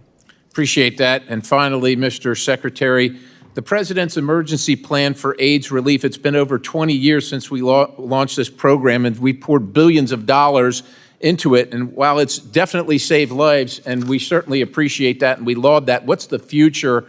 And when do we transition full responsibility to the African nations to manage their own health programs as we struggle to manage our own and pay for our own in the United States of America? First of all, 85% of recipients under PEPFAR are currently and still receiving their assistance. The second point you make is an important one, and that is the best foreign aid is foreign aid that ends, and it ends because you've either solved the problem or because you've given capacity to your local partners to solve the problem. And I do believe there needs to be a metric in PEPFAR and beyond that in all of our foreign aid to ensure that at some point it ends because the problem was solved or because the local partner now has the capacity to handle it on their own. We are a generous people, but we cannot be responsible for every problem on this planet. We can't afford it. And frankly, in this day and age, we have many priorities we need to balance if we're going to form the national interest. Representative Tice. Thank you, Mr. Chairman. Thank you, Mr. Secretary. You know, I keep hearing you say your job is to carry out the mission of the executive branch and the agenda of the president. It's kind of hard to figure out what the president's foreign policy is. It jumps around from Gaza being a resort area to we're going to help Ukraine or we're not. We're going to have tariffs on China or we're not. We're meddling in the Romanian election. I don't know how you figure out what the agenda is. Also, you say you want to make the State Department stronger, but everything we've seen coming from y'all is that you're dead set on kind of killing it or at least undermining American interests. I think you've proposed an 84% budget cut, plans for widespread diplomatic closures, laying off staff across the board. I don't see how any of those things really makes us stronger and delivers for the American people. Now, I believe that jeopardizes our national security, but I want to ask you something a little more arcane, a little more specific to my district that has to do with some economic investments, and that's about tourism. You know, we've been working very hard to improve the visa services over the last few years. Seems to me what you're doing is going to undercut that and move us backwards. We're already seeing this as a problem in Las Vegas where tourists are down by 8% just in a few short months. And this problem's going to become more acute as we look to host the Olympics and we host the World Cup. So could I just ask you, are you planning to cut the Consular Affairs Bureau that does the visas by 15% like we're hearing? No, consular affairs may actually even be expanded. And in fact, we are looking for ways to do double shifts in some of our embassies around the world because of the visa requirements. For example, if you haven't applied for a visa from Colombia already, you probably won't get here in time for the World Cup unless we go to double shifts. So we've even talked about reassigning foreign service officers, many of who are trained earlier in their career in consular services, to provide 24-hour presence in some of our embassies and consulates around the world just to handle the visa load for things like the World Cup, the FIFA World Cup, the FIFA Club Cup, and then the Olympics 2 years behind it. And in fact, Go How ahead. are you going to do that with an 84% budget cut? There's no 84%, but I think you're referring to USAID when it comes to the I State know that's Department. part of it, but just Yeah, generally. but when it comes to the State Department, our consular services are actually intend on ramping up efforts because of the reasons that I've just outlined below, because of the reasons I just outlined earlier. And we recognize that as a top priority. We want it to be a success. It's a priority for the president. And I think there are good numbers because it's the same division that handles it. We are setting records in the numbers of passports that are being processed. Same group of people, so it shows that our systems are improving. And finally, we're looking of ways to infusing technology and AI to even further and rapidly increase that process even further, particularly for people, we're people who have had visas in the past, so we're just restoring visas. We can move even much quicker on many of those. Well, I'm glad to hear you say that, but I want to look and see what you do, not just what you say, because when you talk about cutting budgets, talk about cutting personnel, talk about closing embassies and consulates, I don't know how you can increase the visa process or make it quicker. There's no proposal at this time to close embassies or consulates. That's been media reporting because people like to leak lies, but there's no such So work. that's not happening? None are despite the list? proposed, and I think I would Know know. about it? Well, okay, well, let's check that out and see where that information is coming from. If I could switch just a little bit to Afghanistan, you've heard a little bit about that. I introduced legislation to authorize the CARE Act, the Coordination for Afghan Relocation Efforts. You voted for that, Mr. Secretary. Mr. Mass voted for that. We called for this to be created and have an appointment made. I wonder, can you tell us what's happening with that to help us serve these Afghan refugees? Or are you wearing that hat too, or is there somebody else that you're going to appoint to that position? Primarily the DHS responsibility for the intake of people into our country. I can certainly take that back and give you information on what progress they've made in that regard.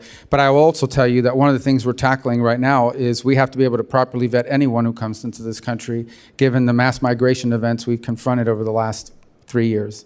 I suspect these people are vetted as much or more than just about anybody else coming into the country as refugees. Well, some of them, they include dependents, and in many cases, a higher level of vetting is necessary because they're coming from countries where we don't have a lot of information. Not every country keeps, including Afghanistan, has perfect records. Some of them, we know them because they've worked with us in the past. Others, we just have limited information on them.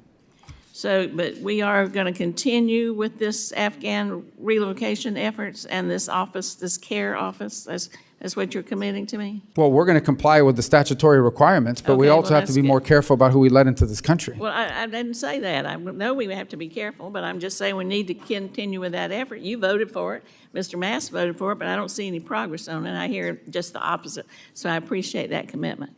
Thank you, and I yield back. Chair now recognizes Representative Jackson. Thank you, Mr. Chairman, and thank you, Chairman Mast, for holding this crucial hearing and allowing Secretary Rubio to highlight the overwhelming successes accomplished so far in the Trump administration. Secretary Rubio, thank you for being here today and for the incredible work that you and the department are doing. We're really proud of it. Thank you. I want to echo your opening statement. America is back. From bringing home hostages held in Gaza, initiating peace agreement between the DRC and Rwanda, countering China's influence around the world, and much, much more, we are back. Thanks to the great work of President Trump and your great leadership, the United States is restoring its place on the world stage. No longer will the United States refuse to engage in foreign policy and diplomacy, but rather we will lead with peace through strength. I've traveled a lot recently via my various committees, including this one, throughout the continent of Africa. And one thing I've seen is that we've really neglected Africa. We have spent a lot of money and wasted a lot of money there, in my mind, with no strategic thought whatsoever into how we're spending this money. I have a question for you regarding South Africa. South Africa has withdrawn from America and our allies in recent years while increasing diplomatic relationships with our foreign adversaries, deepening cooperation with China, attacking our greatest ally, Israel, at the International Court of Justice, downgrading Taiwan's diplomatic presence, and condoning violence and race-based persecution against minorities. I fully support President Trump's executive order to bolster the administration's efforts in combating the egregious actions taken by South Africa. To support the administration's efforts, I recently introduced the U.S.-South Africa Bilateral Relations Review Act, which would conduct a full review of our relationship with the Republic of South Africa and allow for the use of targeted sanctions against corrupt officials in the African National Congress. Secretary Rubio, have you seen South Africa align with our adversaries like China, Iran, and Russia, and do you believe a full review of our bilateral relationship would be beneficial in the U.S.'s posture and strategy toward this country? Yes, on your first two questions, and an interesting topic, and maybe even as we speak, the president is actually meeting with the president of South Africa who requested that meeting, and it will be happening today. Obviously, I'm here with you today, otherwise I would be at that. So I imagine these topics will be raised there as well. Thank you, sir. I appreciate that. And with that, I'm going to yield the remainder of my time to my colleague, Mr. McKenzie.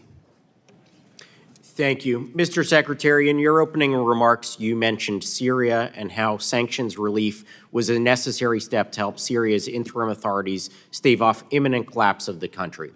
Can you expand on how sanctions relief is being used to advance U.S. policy objectives, and also discuss potentially what conditions have been placed on Syria's interim authorities for that sanctions relief, including but not limited to things like protection of religious minority groups and counterterrorism cooperation? Yes. Well, first of all, let me say that Syria is, in many cases, when it comes to stability, the most important country in that region. And the region will tell you this. If Syria is unstable, the region becomes unstable.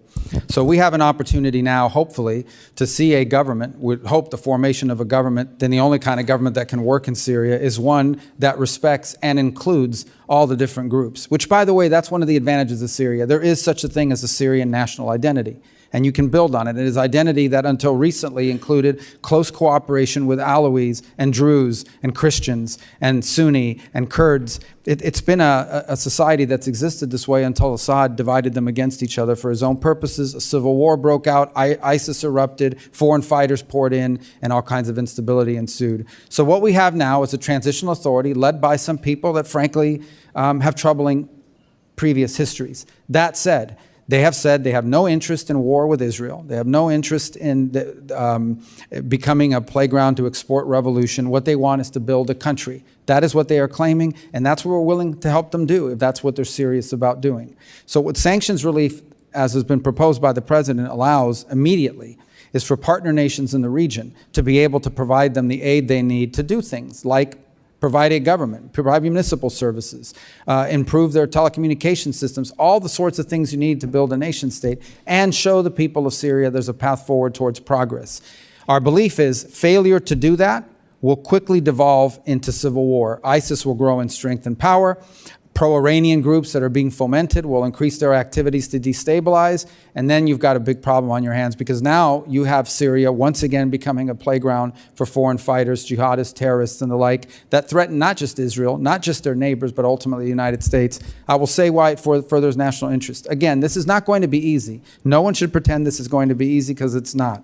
But if Syria could somehow be stabilized now and for the foreseeable future, what it would mean for Lebanon, what it would mean for Jordan, what it would mean for Israel, and what it would mean for the broader stability of the region is extraordinary. It is a historic opportunity we hope comes to fruition. We're going to do everything we can to make it succeed. We hope that it does, but it does have to be conditioned on them continuing to live by the commitments I've just outlined that they've made verbally. Now we need to see it in action. Thank you, and I yield back. Chair recognizes Representative Liu. Thank you, Mr. Chair. Secretary Rubio, thank you for being here today. As a member of the legislative branch, I don't have a special exemption to violate the law. You would agree with me, wouldn't you, that in America, no one is above the law? Of course. Okay. And in our system of government, it's Congress that makes the laws, the executive branch that executes the laws, and the judicial branch, when there's a dispute, that says what the law is. Is that right? Within the context of separation of powers, yes. Okay. And the reason that due process is so fundamental to America is before we put the entire weight of the federal government and snatch someone off the street, we might want to ask, hey, do you have something to say about that?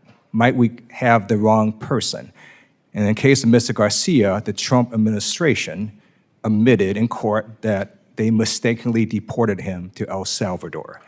The Supreme Court, in a 9-0 decision, said the Trump administration has to facilitate getting him back. Do you believe the administration has to follow that Supreme Court order? Well, I don't believe he was wrongfully deported. He's an Salvadorian citizen That's illegally not my question. in the Do you United believe States. the Trump administration has to follow the Supreme Court 9-0 unanimous decision? Within the context of separation of powers. That Okay. No court can tell me how to conduct foreign policy. They can't tell me what I have to say to a president of another country, nor do I need to tell them what I told the president of another country, because I can't I'm conduct just foreign asking you, policy. do you believe the Trump administration has to follow the unanimous Supreme Court I believe we decision? are following it. Okay, so my next question is, what steps have you or the State Department taken to facilitate the return of Mr. Garcia, who was mistakenly deported to El Salvador? The conduct of our foreign policy is an executive function, and how I conduct I'm it, just I don't need asking to share you. with you. Well, let and me I ask you don't this: share with the court. Have you or the State Department taken any steps to facilitate? We've taken the steps, return? but I'm not going to tell you what they are, and I don't have to, because we conduct the foreign policy of the United States, and I can't conduct diplomacy with a And foreign so- leader if I come to committees and tell you what they said to me, Right. what I said to them, And you- and more certainly a Now, court can't so tell me to say you that have either. taken steps to facilitate Mr. Garcia's return. We've made those. And- We've made that assertion, and we've made those assertions in court, and All right, we've thank complied. you. I appreciate that. I'd like to ask you now about Ukraine. On August 24th, 2022, you tweeted the following. In the past 6 months since Putin's criminal invasion of Ukraine, Ukrainians have shown incredible bravery and strength as they fight to defend their homeland. On Ukraine's Independence Day, the free world applauds their courage and celebrates Ukraine's sovereignty.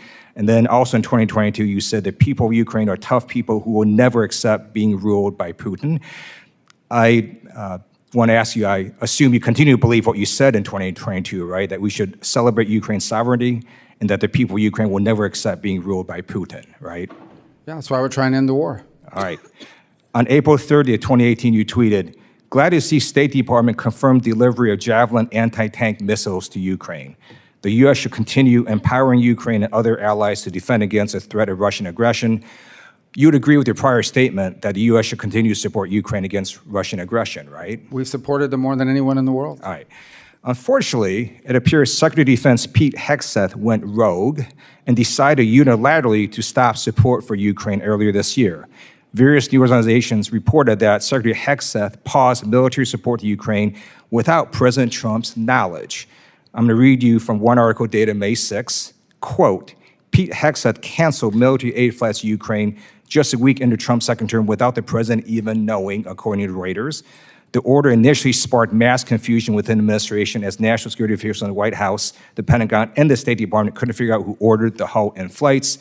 This is yet another example of the chaos and lack of cohesion that Hegseth has brought to the Pentagon from day one. Did Secretary Hegseth tell you before he ordered the halt in flights to Ukraine of military weapons? I can't comment on that because I don't remember that. I don't remember ever hearing that, to what you're claiming now. So your understanding is he never told you he was going to halt these flights? I just know we're providing them assistance now, but the war ultimately has to end. In 2016, you stated the following: from his repression of the Russian people and the assassination of his critics, to his dangerous invasion of Ukraine, the occupation of Crimea, to his threats against our NATO allies in Central and Eastern Europe, to the war crimes committed by Russian forces, Putin's Russia is a threat to global stability. You would agree with your prior statement, right, that Putin's Russia is a threat to global stability? I would agree that in my role as Secretary of State, my job is to bring Russia to the table to end the war, and that's what we're trying to do right now. We're trying to end the war so that more people don't die. Thank you. And trying to end the war, I simply note that Putin on Palm Sunday launched a barrage of missiles, killed a bunch of civilians. Right before his conversation with Trump recently, he launched a bunch of missiles, killed a bunch of civilians. So clearly, Putin is giving the middle finger to you and to the president. I urge you to defeat Putin on the battlefield. That's the only way to get him to the negotiating table. I yield back. Chair now recognizes Representative Kim. Thank you, Chairman. Secretary Rubio, thank you so much for coming to our committee. Before I ask my questions, I would like to extend my condolences and prayer to Representative Connolly's family and his loved ones. The president has said repeatedly that economic policy is foreign policy, and he's matching that statement with his actions. From $100 billion in the investment in the United States from TSMC and reshoring of more than $55 billion in private sector investment commitments to the recent historic trade deal with the UK and successful tariff negotiations with more than 50 countries. I agree that economic policy is foreign policy, and I strongly believe that the State Department should be equipped with a robust economic toolkit to secure greater market access for American businesses and protect them from predatory foreign competition. But unfortunately, the department's economic statecraft policies, of which my subcommittee on East Asia and the Pacific have recently had a hearing on this issue, that in recent years, it has not been been effective in meeting those goals and ensuring U.S. leadership on the international stage. So Secretary Rubio, what do you think has prevented the department from producing results that Americans desire, and what additional tools are needed to implement the president's commitment to make economic statecraft focal point of our foreign policy? Well, you've asked one of the questions that's critical to our reorganization. That's why it's so important that even economic affairs be prioritized at the level of the embassy and the regional bureaus, because again, the economic opportunities may vary from region to region. I would say one of the issues that's held us back is on energy. It is by far the #1 need around the world, not simply because you can't develop an economy without energy. You can't even keep pace with the transformation of our economy without energy. AI alone will consume in its production both of semiconductors and ultimately of the equipment required for AI. AI alone will require a consumption of energy far beyond what the world is capable of generating today. The countries that are going to succeed and win in the race on AI and higher technology are the ones who can produce reliable, affordable energy over a sustained period of time and at sufficient loads. And so countries all over the world need more energy. And that's been held back by the fact that we're telling people you can have energy, but it has to be windmills and solar panels. We have to be able to use things like LNG, like nuclear energy and others. And we're open to other things. Hydroelectric is very viable in some places not much. But I think energy has to be at the core of our economic opportunities because countries around the world are asking for it. Thank you, Secretary Rubio. I want to talk about another issue that is very important to me and to you. When you're in the Senate, you are the lead Senate champion on the North Korea human rights reauthorization bill, of which I am trying to champion on the House side. The critical legislation calls for appointing a special envoy on North Korea human rights. So we want to make sure that that position is not left vacant. So can you talk about if you have plans to appoint someone to fill that position for North Korea issues? It's very important to me. Yes, and obviously that's going through the process of presidential personnel for the appointment process to find the right person, make sure the vetting is cleared, and so forth. We've prioritized initially appointments of assistant secretaries and other Senate-confirmed positions. I know all of you would want to see more government officials appearing before you. We've got to get them confirmed by the Senate. We've just now begun to make some progress. I got a deputy 2 months ago. We just got another deputy for management just a few days ago. And we're hoping this week we'll get some more of those Senate-confirmed positions. So we're working through it. But obviously our intention is to have someone as the statute requires. And make sure that the advocating for North Korea human rights issues becomes on the top burner of the issue. Thank you so much. I'm going to yield the balance of my time to Rep. Moylan from Guam. Thank you. Mr. Secretary, just we've got about a minute here. Just elaborate a little bit more. I'm really interested about your approach, diplomacy approach for local U.S. economics and local government investment, especially in the Indo-Pacific area, and giving some money back to the government there.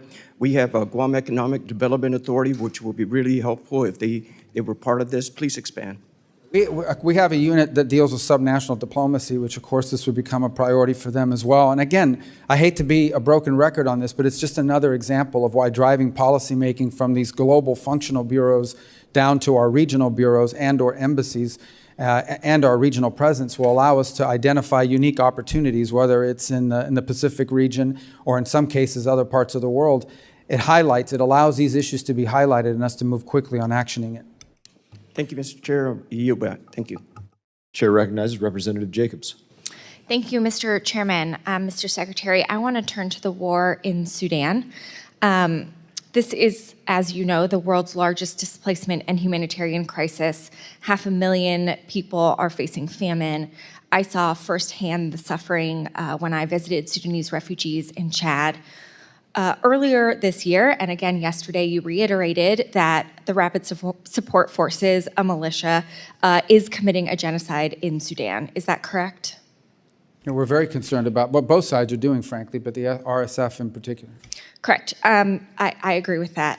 You also said as part of that all of our engagement with the UAE, we need to raise the fact that they are openly supporting an entity that is carrying out a genocide.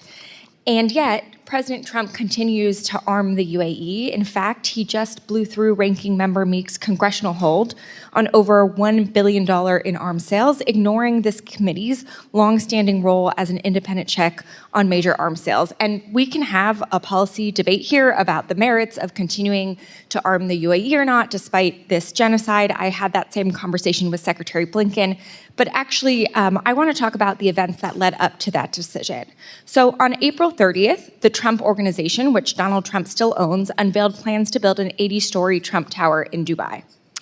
Then on May 1st, Trump's crypto company, World Liberty Financial, secured a $2 billion deal with an Emirati company with deep ties to the government.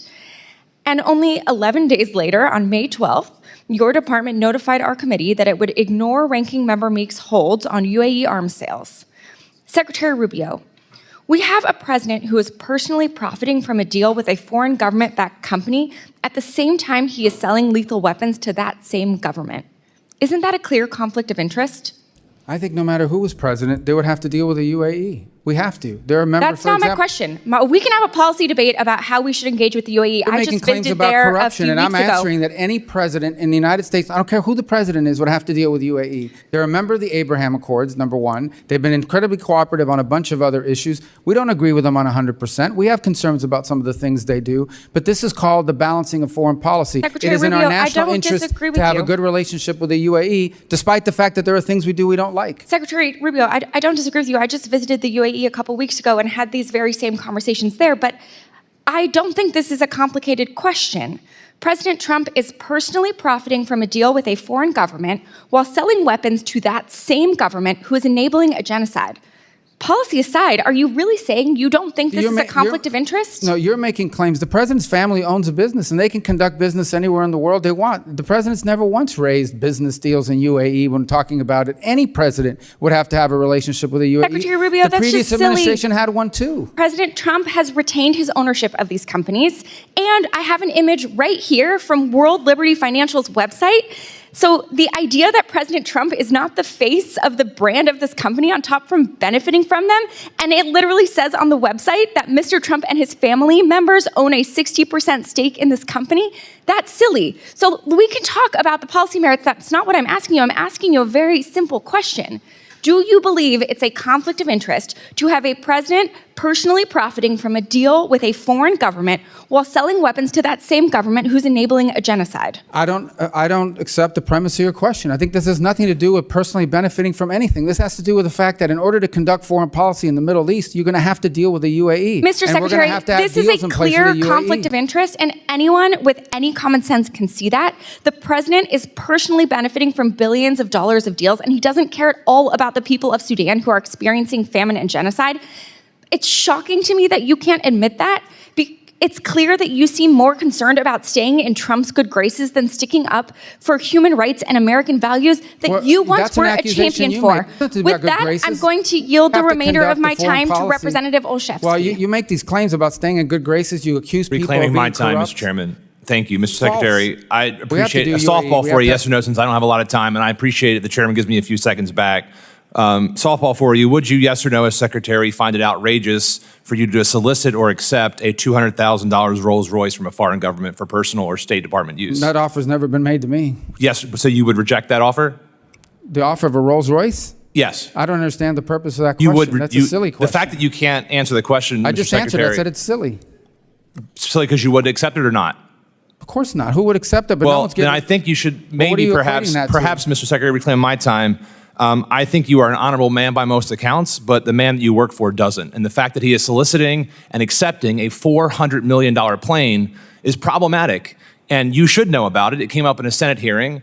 You should read about it, add it to your reading, because it is problematic for foreign policy. It adds to the corruption that my colleague just said. And I hope you speak out against it. Thank you. Chair now recognizes Representative Huizenga. Thank you, Mr. Chairman and Secretary Rubio. Good to see you again. I'm going to try to quickly move through a couple of issues. My district consists of Southwest Michigan, including Battle Creek, where we have a large Burmese diaspora, and they have a lot of friends and family who are still back in Burma, Myanmar, that are dealing with the brutal military junta. And they are literally waging a war of terror and genocide on those folks. I have introduced a bipartisan bill, H.R. 3190, the Brave Burma Act, to target the military junta's revenues, specifically implementing full blocking sanctions on Myanmar oil and gas enterprises, Myanmar Economic Bank, the MEB, and entities operating within the jet fuel sector, which is where they get most of their revenue. And this is the same question I asked Secretary Bessent. Are you willing to work with us in my office to implement this particular? Well, absolutely. I mean, if you pass legislation, it's our job to implement it. Right, I appreciate that. I want to move on. I had in my subcommittee, I'm the South Central Asia subcommittee, but I'm also dealing with the R family of State Department as we're doing this reauthorization. And a couple of weeks ago, we had a hearing where we had the truth czarina, Ms. Jankowicz, participated in. And we know that the CCP has been pouring billions of dollars into propaganda and censorship around the world. And I'm actually introducing a bill, Restoring American Freedom Act, that would codify the Trump EO on censorship. But I want to know, what is your strategy to push back on China, defend literally speech and the truth? Well, I think the first thing is that we need to be strong defenders of free speech everywhere in the world, and anywhere in the world where it's being threatened, including, sadly, parts of Europe, where we're seeing truth and we're seeing free speech now being endangered. The second point I would make about it is, and we've done this in our own department, you know, we had an entity in our own department, the Global Engagement Center, that was involved, frankly, in identifying Americans. Then they would pass this information on to these NGOs that were not part of government, and they would use them to then target Americans to try to silence them or brand them or harass them. The State Department should not be engaged in that, and we closed that center. That was going to be my follow-up. These are going to make sure that that's not happening. That's the idea of codifying the Trump EO, which is why I'm moving forward on that. Real quickly, Mr. Burchett, back over here, was talking about Afghanistan, and his bill, which is a report bill, I think goes hand in glove with a bill that I've introduced, which would require a restriction of all U.S. tax dollars that are being paid in Afghanistan for things such as fees and fines and taxes. I mean, U.S. taxpayers paying taxes to the Taliban in Afghanistan. And so I'd love to, if you want to make a quick comment on that, about a necessity to end that. I think this is something that we need Well, to we do. have, at the President's direction, we've ended virtually, if not all, of the aid programs that would fall in the hands or benefit the Taliban. Beyond that, there may be some other ways in which they're collecting funds that may require statutory authority to do, and so we would welcome that. Great. And we'll follow up with your team on specifically that piece of legislation. And at this time, I want to recognize Mr. Zinke for the remainder of my time. Thank you, Mr. Chairman. Mr. Secretary, great always to see you. I have deep concerns about our ability to provide effective and timely military capability to our allies through the FMS program. I find myself the chair of a working group, and it is probably worse than both of us have thought. It's in need of reform. I'm glad to say it's a bipartisan effort both sides are working on. And Mr. Secretary, I just need your commitment that you will prioritize this, because the President's recent trip to the Middle East would suggest there's a lot of FMS that's coming our way, and we're not in a position to make sure that we fulfill the President's objectives in that.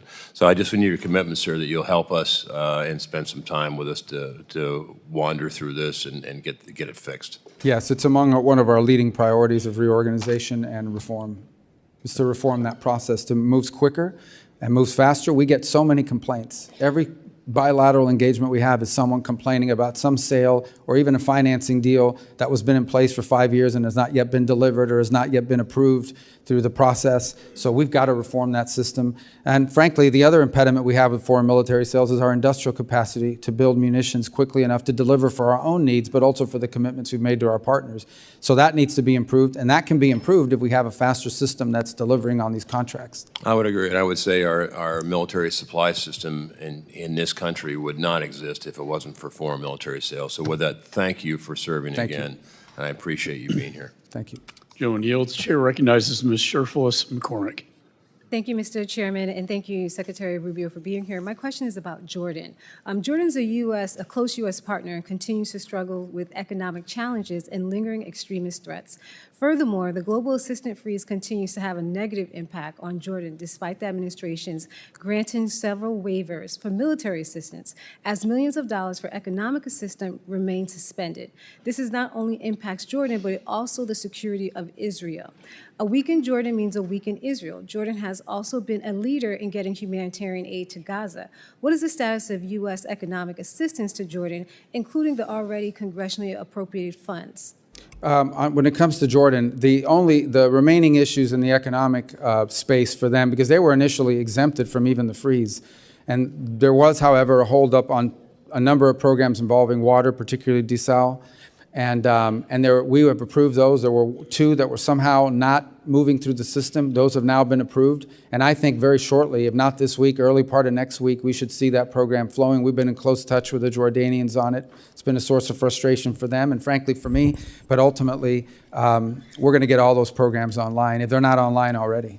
Thank you. I want to shift over to the Western Hemisphere. As Senator, we worked together several times, and I thank you for visiting the island of Hispaniola, specifically Haiti and Dominican Republic, within the first moments of being in your position. The recent designation of Haitian gangs as foreign terrorist organization, it sends a clear signal that what their actions are unacceptable and we won't be approving of them. But I have some concerns, and we sent a letter over with Ranking Member Meeks about making sure that it's actually punishing the gangs and not punishing the people. Specifically, we want to make sure that the humanitarian aid that's needed for Haiti actually gets into Haiti. Have you had any kind of steps you're taking to mitigate that? Yes. So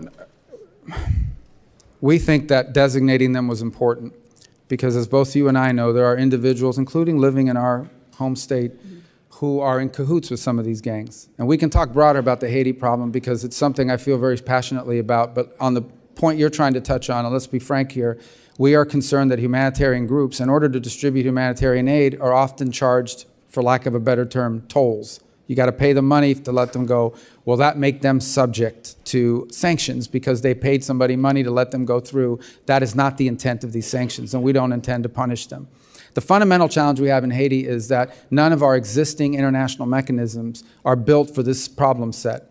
Our international mechanisms are largely built to keep warring factions, ideological factions, tribal factions, political movements from each other. This is a country that's being threatened by 35 to 40,000 members of a coalition of criminal enterprises. It's basically controlled by organized crime. It's a very different mission set. So we're undertaking right now a substantial review across the interagency of what options exist to tackle a country that's being taken over by a mafia, for lack of a better term. They don't care about governing the country, they just want to control territory. So if there's no government, there's no one to, it's like allowing the mafia to take over the 5 boroughs of New York. That's what they're thinking. So I also want to make one more point. Why do we have an OAS if the OAS can't put together a mission to handle the most critical region in our hemisphere? And we're going to challenge the OAS to let's build a mission with regional partners to confront this. We're grateful to the Kenyans, but this is a regional problem and it should have a regional solution. Well, that takes me to my next question also when it comes to Haiti. There's an underlying June deadline when it comes to the MSS. Could you please tell us any way you're trying to handle that? Yeah, we're going to continue to be supportive of that mission for 2 reasons. Number one, because it's the only mission. And number two, because of the Kenyans, and they've been very brave in their willingness to do it. And number three, because who's going to join a future mission if the previous mission was abandoned? But we don't believe the MSS mission is going to solve this problem. It could be part of the answer, but it won't alone be the answer. I have a lot of questions, so I'm going to run through it. The next one I want to ask you is also the biggest issue we saw with the mission is their inability to actually fight the actual gangs. Is there going to be any amendment or changes to give them the ability to fight, or is there another option you're pursuing? Well, I think there's 2 limitations. One is the mandate that's been provided to them to be defensive in posture. Unless you go out after these gangs, I mean, just to be frank, these 30, 40,000 gang members have to be eliminated, put in jail, eliminated. You got to get rid of them. As long as they're around, you won't be able to have stability in the country. The other is capacity. They've had complaints about some of the equipment they've been provided. So it's a combination of not having a force posture, not having the legal authority, and not having the appropriate equipment, they claim, to be able to conduct some of these missions. And my last, since I have 1 minute, I wanted to turn towards Africa. I'm happy you talked about energy security. Specifically, when it comes to energy security, we have to make a forward movement when it comes to Africa because they have so many minerals. But I'm afraid some of these, our diplomatic footprint has been reduced. And I'm happy to hear that the U.S. State Department is going to have a 6-point plan to bolster trade, but I still have concerns. So I wanted to ask you a few questions to see if you'd be able or willing to support this. Increasing funding to support commercial diplomacy, would you support that? We want to increase commercial diplomacy. I don't know if we need more funding to do it, but we certainly want to make it a higher priority. And also increasing funding for financial institutions to support projects and de-risk those economies. There are many different companies who would like to invest and help us build that footprint by having more economic relationships with Africa so we can have more of a partnership in trade. Would you support increasing funds to those financial institutions? Well, I actually think those would lend themselves to both the Development Finance Corporation and potentially Millennium Challenge Grant opportunities outside of the traditional aid. I think Africa's looking for development. They're not looking for charity. And by the way, we have not reduced any diplomatic footprint other than in the DRC. We had to remove some people because of riots outside of our embassy. Well, so my understanding is that you guys... Gentlelady's time has expired. Thank you so much for your time. Chair now recognizes Representative Baird. Thank you, Mr. Chairman, and Mr. Secretary. It's good to see you and appreciate all that you're doing. Thank you, sir. But my question is going to focus on China. You know, they've spent over 2 decades expanding their economic and political influence across Africa, and so becoming the continent's top trading partner and a dominant force in sectors that I think are critical to the United States' interests, particularly in agriculture and critical minerals. So I guess I'm just to ask you, Levin, you covered part of that in your last answer, but I really want to know what part agriculture can play in advancing the U.S. political influence, economic partnerships, and national security in the face of China's growing presence. Well, I think the one point that I would make is, are there opportunities for us to improve the agricultural capacity of many of our partner nations, including in Africa? There's certainly things you can export, and in some markets that would make sense. But we are looking for opportunities to leverage both technologies and advances to allow more productivity in the agricultural sector. And that's what these countries want, particularly in Africa. Well, they will tell you repeatedly over and over again is they're not interested in aid, they're interested in development. They want our assistance to develop and to develop capabilities. And we do think that there are advances in agriculture. And it's one of the things we've worked and increasingly working with the Department of Agriculture on is how can we get some of our best practices, some of our scientific innovations that have been advanced by our agricultural sector in the United States, and provide them as perhaps in partnership with some of these nation states so that they can improve their own native homegrown agricultural capabilities. We think that would be a huge advantage to many of these countries, and many of them expressed interest in being a part of that sort of consortium. I couldn't agree with you more. I think they have the resources that I'm talking about, the land and some of the other resources that are necessary for agriculture, but they just don't have the understanding of the technology that's used in agriculture today. So very good. So how can the restructured Department of State reassert American leadership in Africa, particularly through strategic investment? You were talking about investment earlier with the investment fund. So yeah. So what we would look to for our missions on the ground at the embassy level and ultimately through the regional bureau is for help us to identify, because in every particular country, the opportunity is going to look different. And so as an example, we're still engaged in the DRC Rwanda negotiations, and our hope to we've gotten them to the table to sign a memorandum, but we hope they ultimately will cut a peace deal. But part of that is the ability to have American companies go in and in an ecologically responsible way, allow the country to benefit from its mineral rights. And from its mineral wealth. And so we want to be able to do that. So embassies would identify this opportunity. They would identify this as a priority. We would empower them to pursue it and to connect them with American companies that can help in that sector.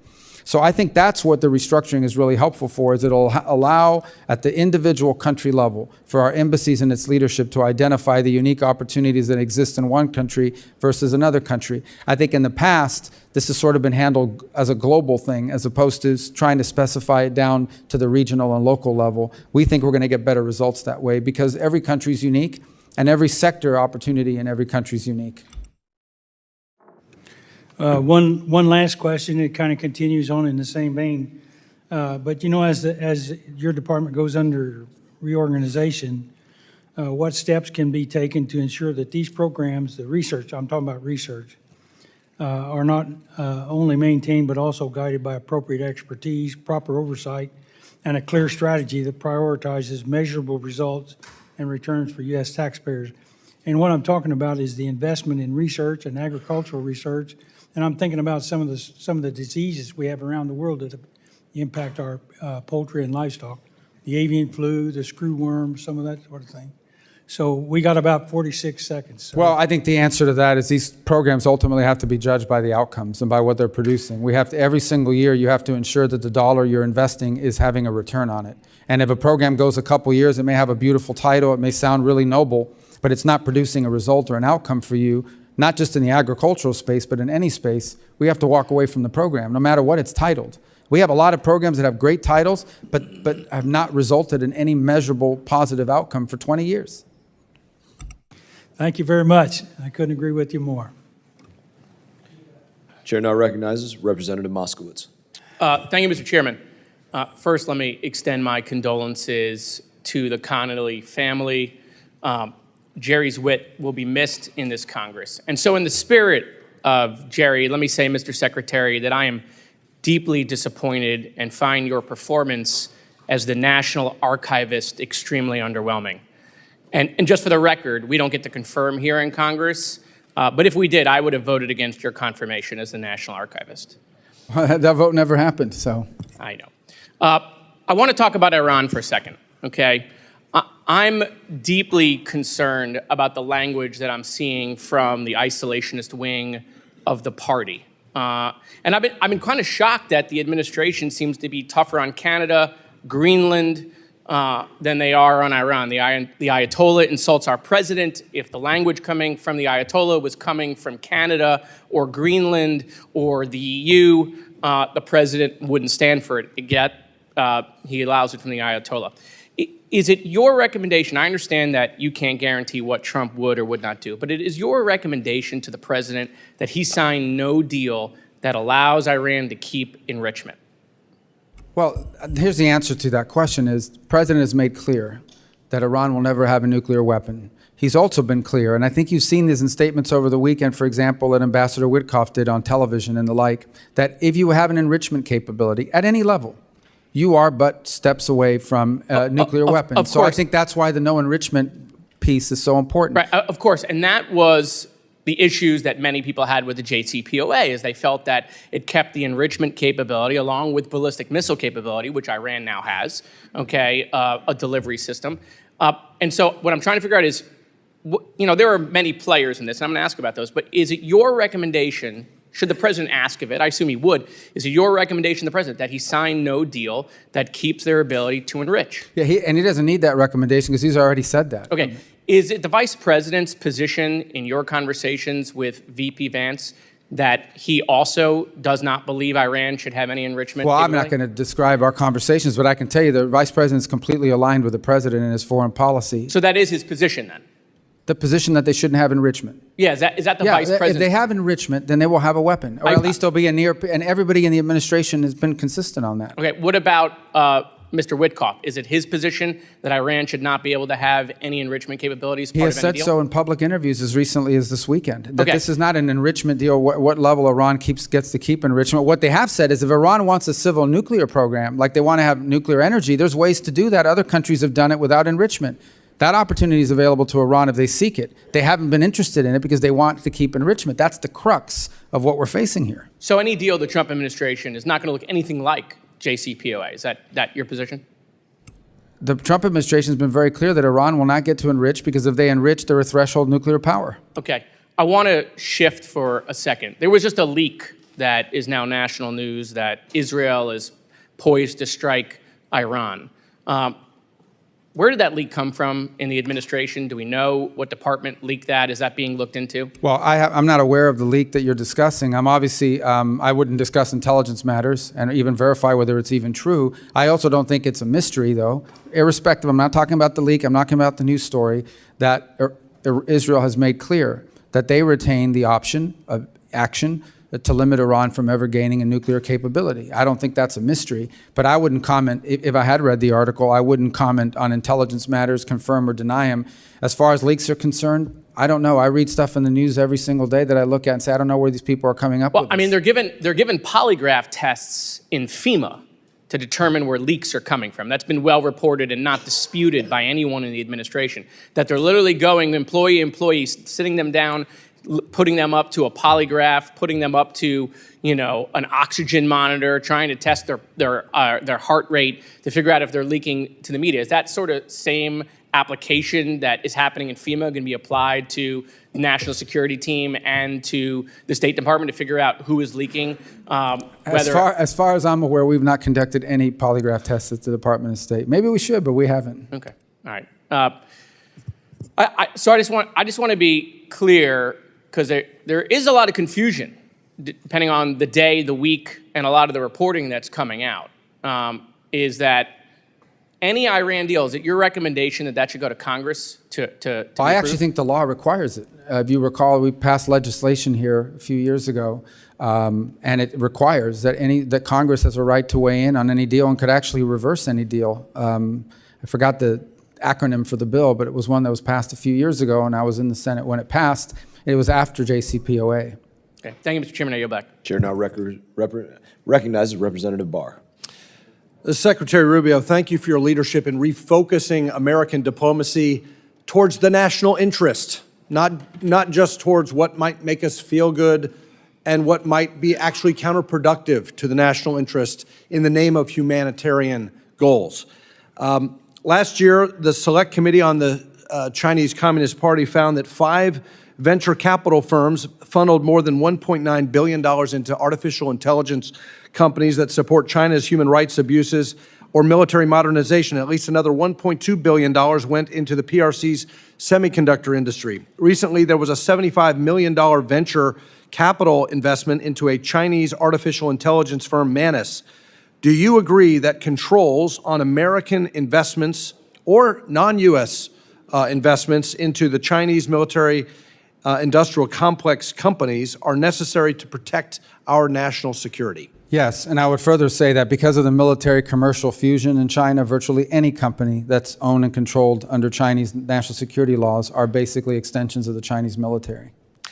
In February, as you well know, President Trump issued a national security memorandum titled, quote, America First Investment Policy. And that memorandum directs federal agencies to address outbound investments and targets both entities and sensitive technologies. My bill, the Fight China Act, which I introduced with Senator Cornyn, aligns with this memorandum. And this legislation builds upon my legislation in previous Congresses that authorized OFAC to impose SDN sanctions on CMIC companies.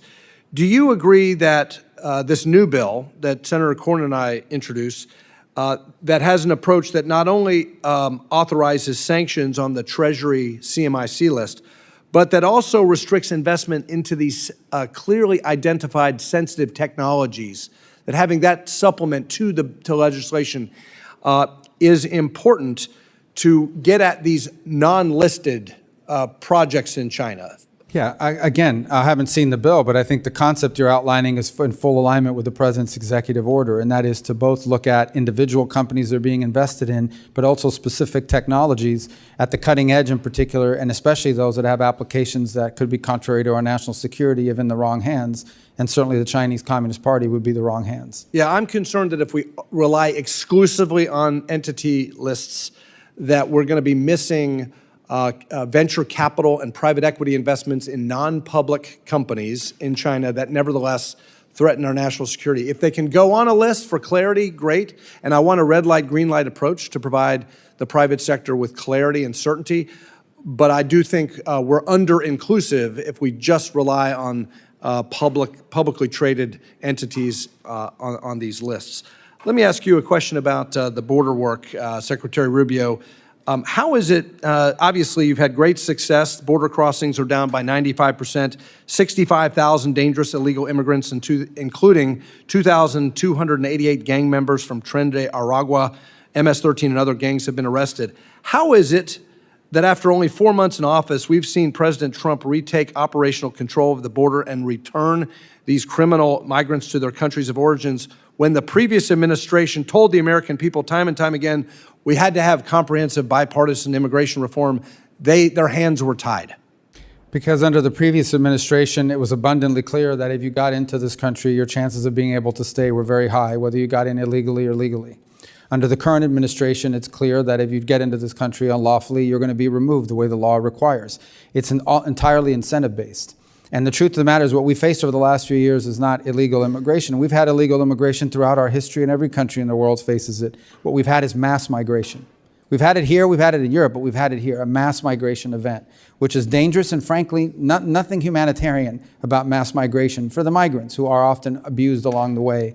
And so the message has gotten out that we're no longer going to allow you to stay if you enter illegally through some legal maneuver. Once you arrive here, you say magic words, you immediately kick off the asylum process, and you're going to get to stay for an indeterminate period of time. And once it became clear that that was no longer the case, the incentive to come was dramatically reduced. And as a result, you've seen the border crossing numbers, which have given us the most secure border in our lifetime. Well, it's pretty clear that it wasn't legislation we needed. We needed a new commander-in-chief and a new Secretary of State, and we appreciate and applaud the great work that you all have done.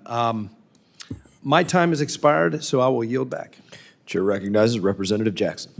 Thank you so much, and we acknowledge that we miss our dear colleague, Conley. Thank him for his years of service. Mr. Speaker, it was 39 years ago. Here in Washington, D.C., I was arrested while protesting against the apartheid government in South Africa's white minority that had a non-minority white for the greater part of the latter half of the 20th century, held captive, if you will, in bondage, which sanctioned racial segregation and political and economic discrimination against its black citizens. I believe your policies on South Africa at this point in your career are wrong, precisely because either you do not understand the history of the country or you have grown indifferent, and I beg that you go to your higher nature. That being said, I want to ask you about President Trump ending U.S. government support for diversity, equity, inclusion, and accessibility that promotes fairness in hiring and helps make our national security workforce the strongest it can be. In the name of advancing an anti-woke agenda, he has given himself permission to break the law, attacking congressionally mandated efforts that have enjoyed bipartisan consensus for decades. I believe not only in diversity is our strength as a country, but in fact, our workforce does not reflect our population, then it merits an inquiry into what are the impediments that are leading to that outcome. Would you agree with that latter statement, that diversity is our strength? I think unity is our strength. Okay, that well, we're a diverse nation is important. While those unity words, is our you strength. would think that they were mine, they actually are recorded from you in your Senate hearing in July of 2022. Further, do you believe that following the law is important, yes or no? We follow the law every day. Okay. Well, you wear so many hats, it must be difficult to keep track of all the laws that you have supported, but yes, you did vote in favor of the bill, and I want to read a section of the bill that you did support. It's section 5403 of the 2022 NDAA requires that the State Department to strengthen recruitment of people belonging to underrepresented groups. I know Mr. Trump has asked you all not to say that as cabinet officials, and I hope you have the guts to tell the president on some matters he is simply wrong. Mandating outreach to universities, employees' affinity groups, and expanding paid student internships are among the actions. So I would like to know, do you stand by strengthening diversity within the ranks of the State Department?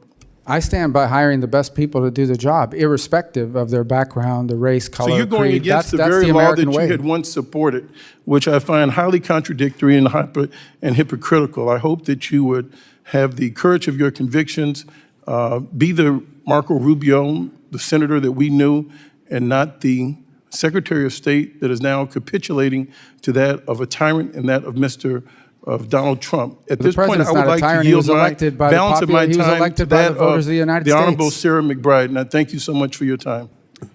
The president was elected, as far as I recall. I've yielded my time, sir. Thank you, Representative Jackson. Thank you, Mr. Secretary, for joining us.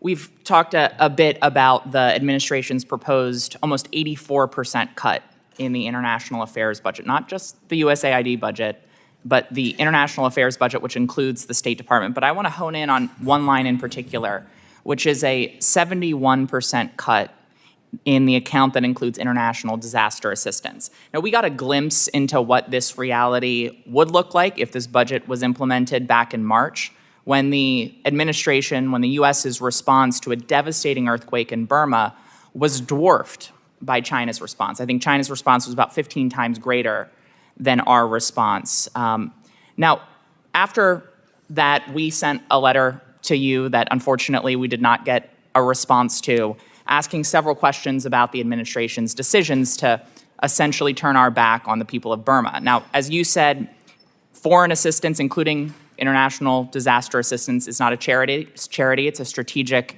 investment. And when we were not there in Burma, it allowed China to fill the void.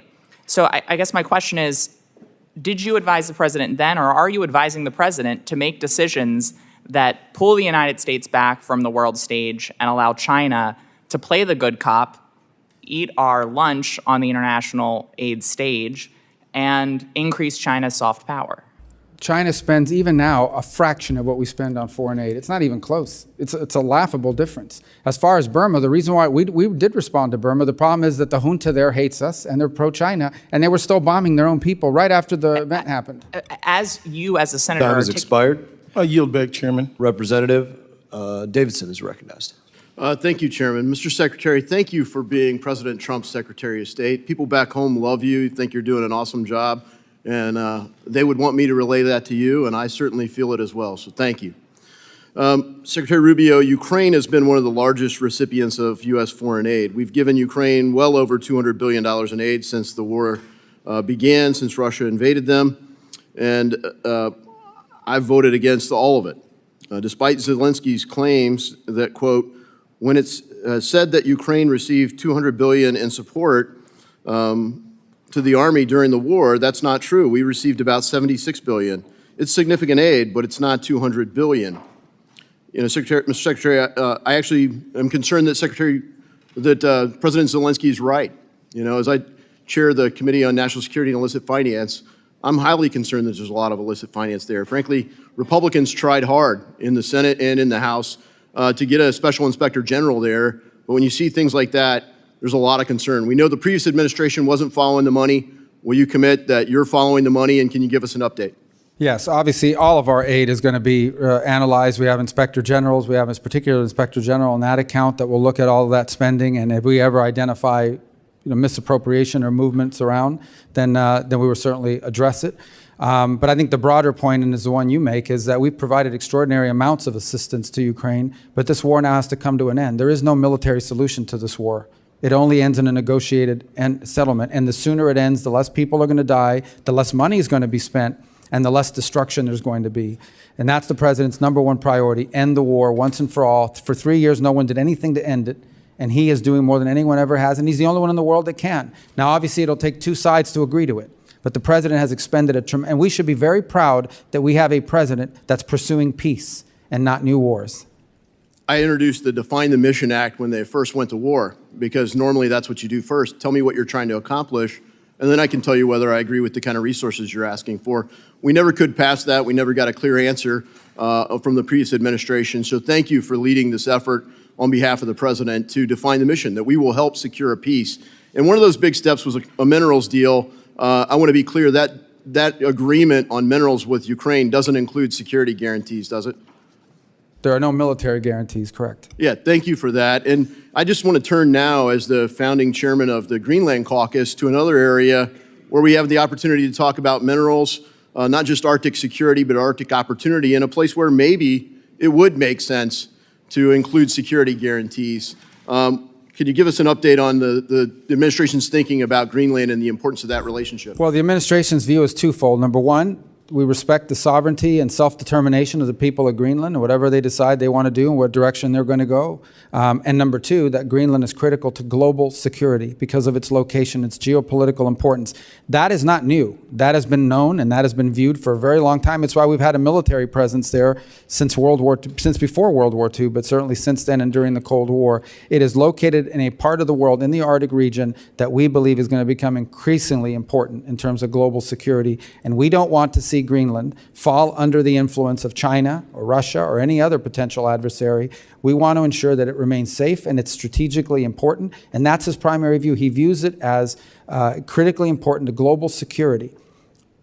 Yeah, it's well said, Mr. Secretary. Thank you for that. And our caucus would love to work with you and the State Department and whomever you designate to work with on Greenland issues in particular. We've been in touch with people there, people in Denmark, and really look forward to helping, from the legislative perspective, support the administration's objectives there. You highlight China, and they are working with Canada and the European Union to really counter what the U.S. and the administration are trying to do, and I'm really concerned about that relationship with China. I think one of the cornerstones of American strength is the power of the U.S. dollar as the world's reserve currency. As we talk about stable coins and the future of money, China is trying to counter that. Could you talk about the future of money and the role of China? Well, obviously, China is trying to create an alternative world order that they dominate. And we obviously are not in favor of that and will not allow that to happen. And one of the best things that we can do is get our own fiscal house in order. Yeah, well said. You know, I think the future of money is one of the most important debates that we're having. China has implemented an Orwellian central bank digital currency. They're trying to impose that in the United States. And unfortunately, they have allies. People in our own government that want to build a central bank digital currency, link it to digital ID. I will submit that we are not going to counter China by being more like China. And I think, you know, the administration for leading with that, saying we're not going to embrace a central bank digital currency here and working to bolster the strength of the dollar as the world's reserve currency. Thank you. My time has expired, and I yield back. Recognize Representative Stanton. Thank you very much, Mr. Chairman. Before I make some remarks, I just want to say, as was said earlier, Jerry Conley, who we lost today, a great member of this body, a passionate advocate for the people of Virginia, particularly public servants working in the federal workforce. He was a mentor to so many of us who came into Congress after he started, and just one of the greats, and he will be missed dearly. Mr. Secretary, thank you very much for being here today. In 2016, you warned, quote, "The world without American engagement is a world none of us wants to live with," unquote. I couldn't agree more, and I bring it up today because the threat from China has grown, not just due to global shifts outside of our control, but because of political choices by this administration. Short-term moves with no thought for long-term consequences.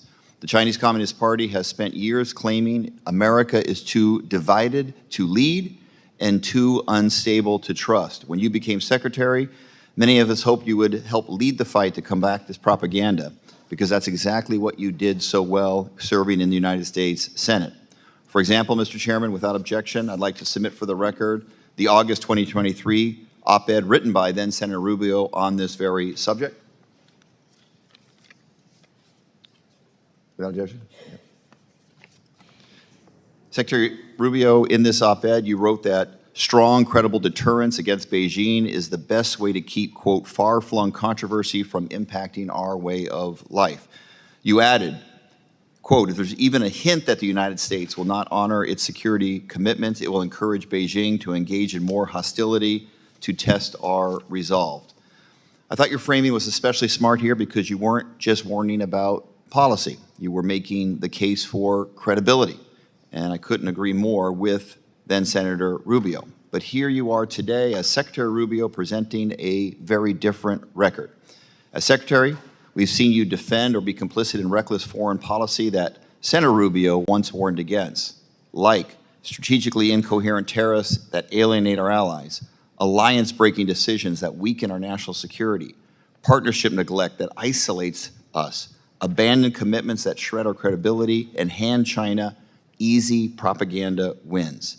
None of this is deterring China, Mr. Secretary. In fact, my concern is that unless we course correct and fast, this administration is handing Beijing a string of "I told you so" moments that only strengthen their position. Look no further than the Vice President. In February, Vice President Vance took the stage of the Munich Security Conference not to criticize our adversaries, but in a rather stunning moment, to attack our allies. In fact, he literally said, quote, "The threat that I worry about most about vis-a-vis Europe is not Russia, it's not China, it is the threat from within," unquote. And just last month, the Ipsos global poll found that U.S. favorability fell in 26 out of 29 countries in just 6 short months. It's also the first time in the poll's history that more people now view China, not the United States, as the world's most positive influence. That's not just a perception problem, that's a strategic failure and the cost of inconsistency. Speaking of costs, these policies have also having Americans on edge as well. In Arizona, my home state, the Phoenix Sky Harbor alone, we have more than $750 million in annual exports at risk. Chip makers in Chandler in my district face increasing costs driven by the unpredictability and supply chain disruptions. At Arizona State University in my district, we rely on international students for tuition, research, and talent. And they are being run off by the chaotic immigration policy that flies in the face of American values. The so-called brain drain is real, and it's tipping the balance of global innovation away from the United States. The challenge in this next century won't be fought on battlefields. It'll be the fight to shape the future, technology, trade, global trust. And if we keep turning our back on what makes America strong, we risk giving China the upper hand. I yield the rest of my time to Congresswoman Kamlager-Dove. Thank you, Representative Stanton. Secretary, in the few seconds I have, I just wanted to go back to something you said earlier about wanting people to stop dying. And I hope that that includes our Afghan allies, 14,000 of whom were fully vetted and were ready for relocation to the United States. But that has been stopped by this administration and by you. And these are including interpreters who are actually in the foxholes with our servicemen and women helping to keep them alive. I would hope that you would stand by our allies and reverse this ban so that we can protect our national security interests and also retain credibility that we need with our allies and partners around the world. Thank you, and I yield back. Yields back, and I think you left off your list the $100 billion Taiwan semiconductor investment into Arizona. Now I recognize Representative Lawler. Thank you, Mr. Chairman. Mr. Secretary, thank you for being here. I want to thank you for your leadership in getting Idan Alexander released last week. That is a big step forward. We still have 4 remaining American hostages being held, all of whom are deceased. I just continue to encourage you and the administration to continue to lead on that front to get them home. Last Congress, we passed legislation to create a special envoy for the Abraham Accords within the Department of State. The Biden administration refused to fill that position. I know we have the Middle East envoy, but I would ask, can you commit to bringing this forward to the president so that we can get this position filled? Yes, that's in process. Thank you very much. Obviously, the Abraham Accords was one of the most consequential foreign policy initiatives under the first Trump administration, and prior to October 7th, I think we were making progress, but since obviously it has somewhat stalled, how critical long-term for peace do you believe it is for Saudi Arabia to normalize relations with Israel, and where do you see that in the process? Well, I think it would be a major development, one that I thought was moving in a positive direction until, as you said, October 7th. I think there's still a willingness to do it. Certain conditions are impediments, October 7th being one of them, but the Saudis have continued to express an interest, as have the Israelis, in reaching that agreement. In the meantime, we do have an Abraham Accords office that is actively working to identify a number of countries who have lined up and already, and I think we may have good news certainly before the end of this year, of a number of more countries that are willing to join that alliance. And the last point I would make is it's also critically important that we do all we can to live up to the commitments made on the part of the United States on behalf of the countries that previously joined the alliance, be it the UAE, which is part of the effort for this trip this weekend. It wasn't some of these other nefarious purposes, is to continue to strengthen the commitments that were made to the UAE as part of the Abraham Accords, but also Morocco and other countries such as this. So I think that this is important that we continue to build on it, but you start building by ensuring the countries that are already a part of it feel like our part of the bargain has been lived up to. Agree. You were a very strong voice against the BDS movement when you were in the Senate. And as you know, there is a loophole in the current anti-boycott law that was signed by President Trump that allows intergovernmental organizations like the United Nations to pressure U.S. companies into supporting boycotts against U.S. allies like Israel. I have introduced the IGO Anti-Boycott Act to close that loophole and hold the United Nations to the same standard as foreign governments that is already in law. Would you support closing that loophole? Well, again, like any legislation, I'd want to see it, but the concept you've just outlined is one that I think the administration will be very supportive of. Appreciate it. I know my colleague, Mr. Moskowitz, touched on the Iran nuclear framework that is being negotiated. I think we can all agree that Iran should not have a nuclear weapon, and I know you and the administration are working to prevent that. So appreciate your efforts on that. Yeah, if I could respond. Iran, while they claim to never want a nuclear weapon, if you ask them, they'd say, we're not interested in a nuclear weapon. We're just interested in enrichment. The problem is that if you can enrich at any level, 3.67 or whatever, you're 80% of the way there. All that requires now is a few months or weeks of time to get to the weapons grade. It makes them a threshold nuclear power. The Iranian position is they want civil nuclear energy. And if they want civil nuclear energy, meaning they want nuclear electricity for their country, nuclear generated electricity, there is a pathway to doing that. Multiple countries around the world do it without an enrichment capability. If, on the other hand, they want an enrichment capability, then that makes them a threshold nuclear weapons power, and that's an unacceptable outcome. And that's the reason why we have a problem with what they're doing now. And it's the reason why the president is imposing maximum pressure. Every single day, increasing number of sanctions are going on. And it's the reason, by the way, why the E3, the European three, are on the verge of instituting snapback sanction provisions against them by October of this year. I want to thank you. When it comes to maximum pressure, last Congress, you and I led the SHIP Act. We passed that into law. And this administration has already taken significant steps to enforce the SHIP Act, as well as the Iran-China Energy Sanctions Act, to go after the financial institutions facilitating the trade. We previously, in a markup, passed the Enhanced Iran Sanctions Act to expand the authorities. Would you support that effort to continue to provide the administration with enhanced capabilities to crack down on this illicit oil trade? Absolutely. Very good. Thank you, Mr. Secretary. Thank you, Mr. Chairman. Representative Costa.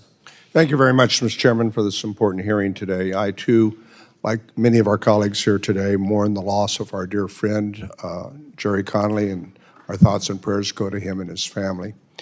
Mr. Secretary, there are a couple different issues I want to touch upon here that have been raised, but I would like clarity on.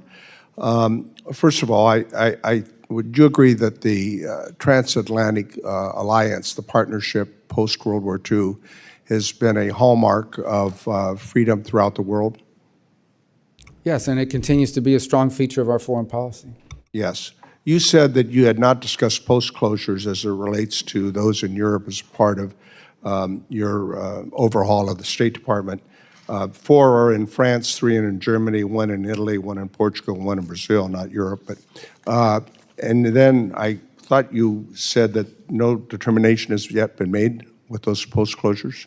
No, there was an article. Some of these are cultural places, like, I forget the exact ones, but they're not even embassies or consulates. But they're not being closed, but I don't know where these things are coming from. I mean, people are putting stuff out there. Now, if you could respond with a letter on that point, I would appreciate that. Sure. Well, I can tell you this. If the we find a Consul post General that's I know in wasteful, we'll Portugal close it, but is we our haven't- oldest. What's that? And the Consul General's post in Portugal is our oldest historically. I don't know where that's coming Well, from. I mean, that's okay. a press report. We'll clear that up later on. Mr. Secretary,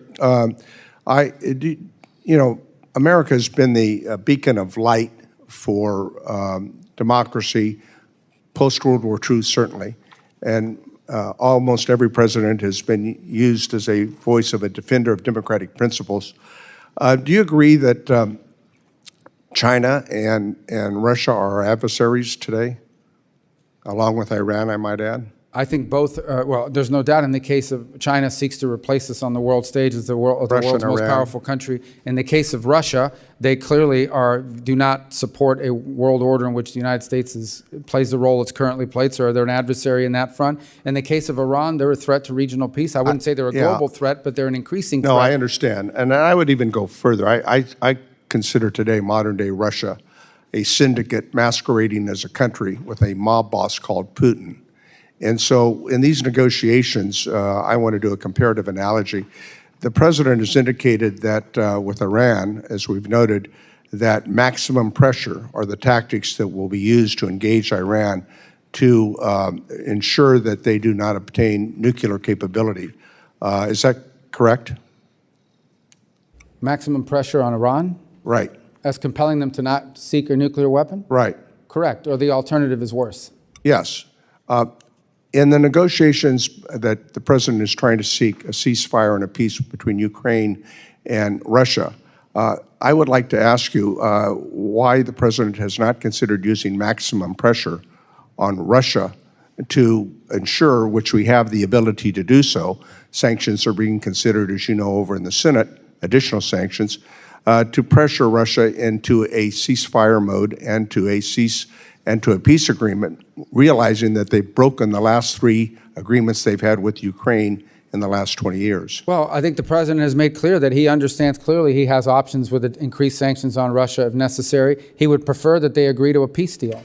And so it's a process of trying to encourage them to reach peace. If ultimately that doesn't work, the president has publicly stated he's very well aware of the sanctions options, devastating sanctions options that he has available. And I just want to make sure that we're clear about this, because we have leverage on Russia. And it's not clear to me that we're using it in the same sense that we're using it with Iran. And I think, frankly, we and our allies must be together in defending democracy. And certainly Ukraine is a democratic and intending to become more democratic, wants to join with the West, with the European Union, as well as ultimately with NATO. And I think Poland, Romania, and the Baltic states are watching very carefully to America's commitment to Ukraine. Let me go on quickly here. The effort was raised, and you commented on Armenia and Azerbaijan, another country that Azerbaijan that has not kept its commitments in the Minsk Accord. We've tried to get Republican and Democratic administrations to forego the waiver on Section 907 on military aid to Azerbaijan. Finally, last year, the Biden administration rightfully refused to issue the waiver. I think it should be permanent.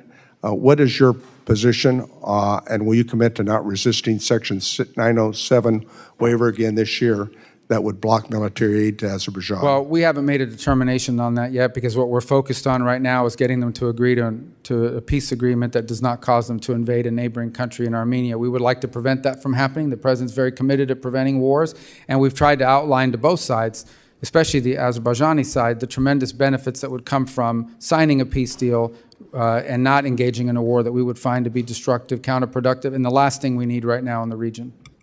And Armenia is looking for our help and our support. Representative Kane is recognized. I yield back the balance of my time.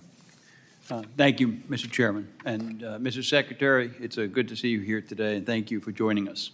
As we evaluate the State Department's budget and posture, we must ensure that its structure, priorities, and resources are aligned to effectively advance U.S. national interests.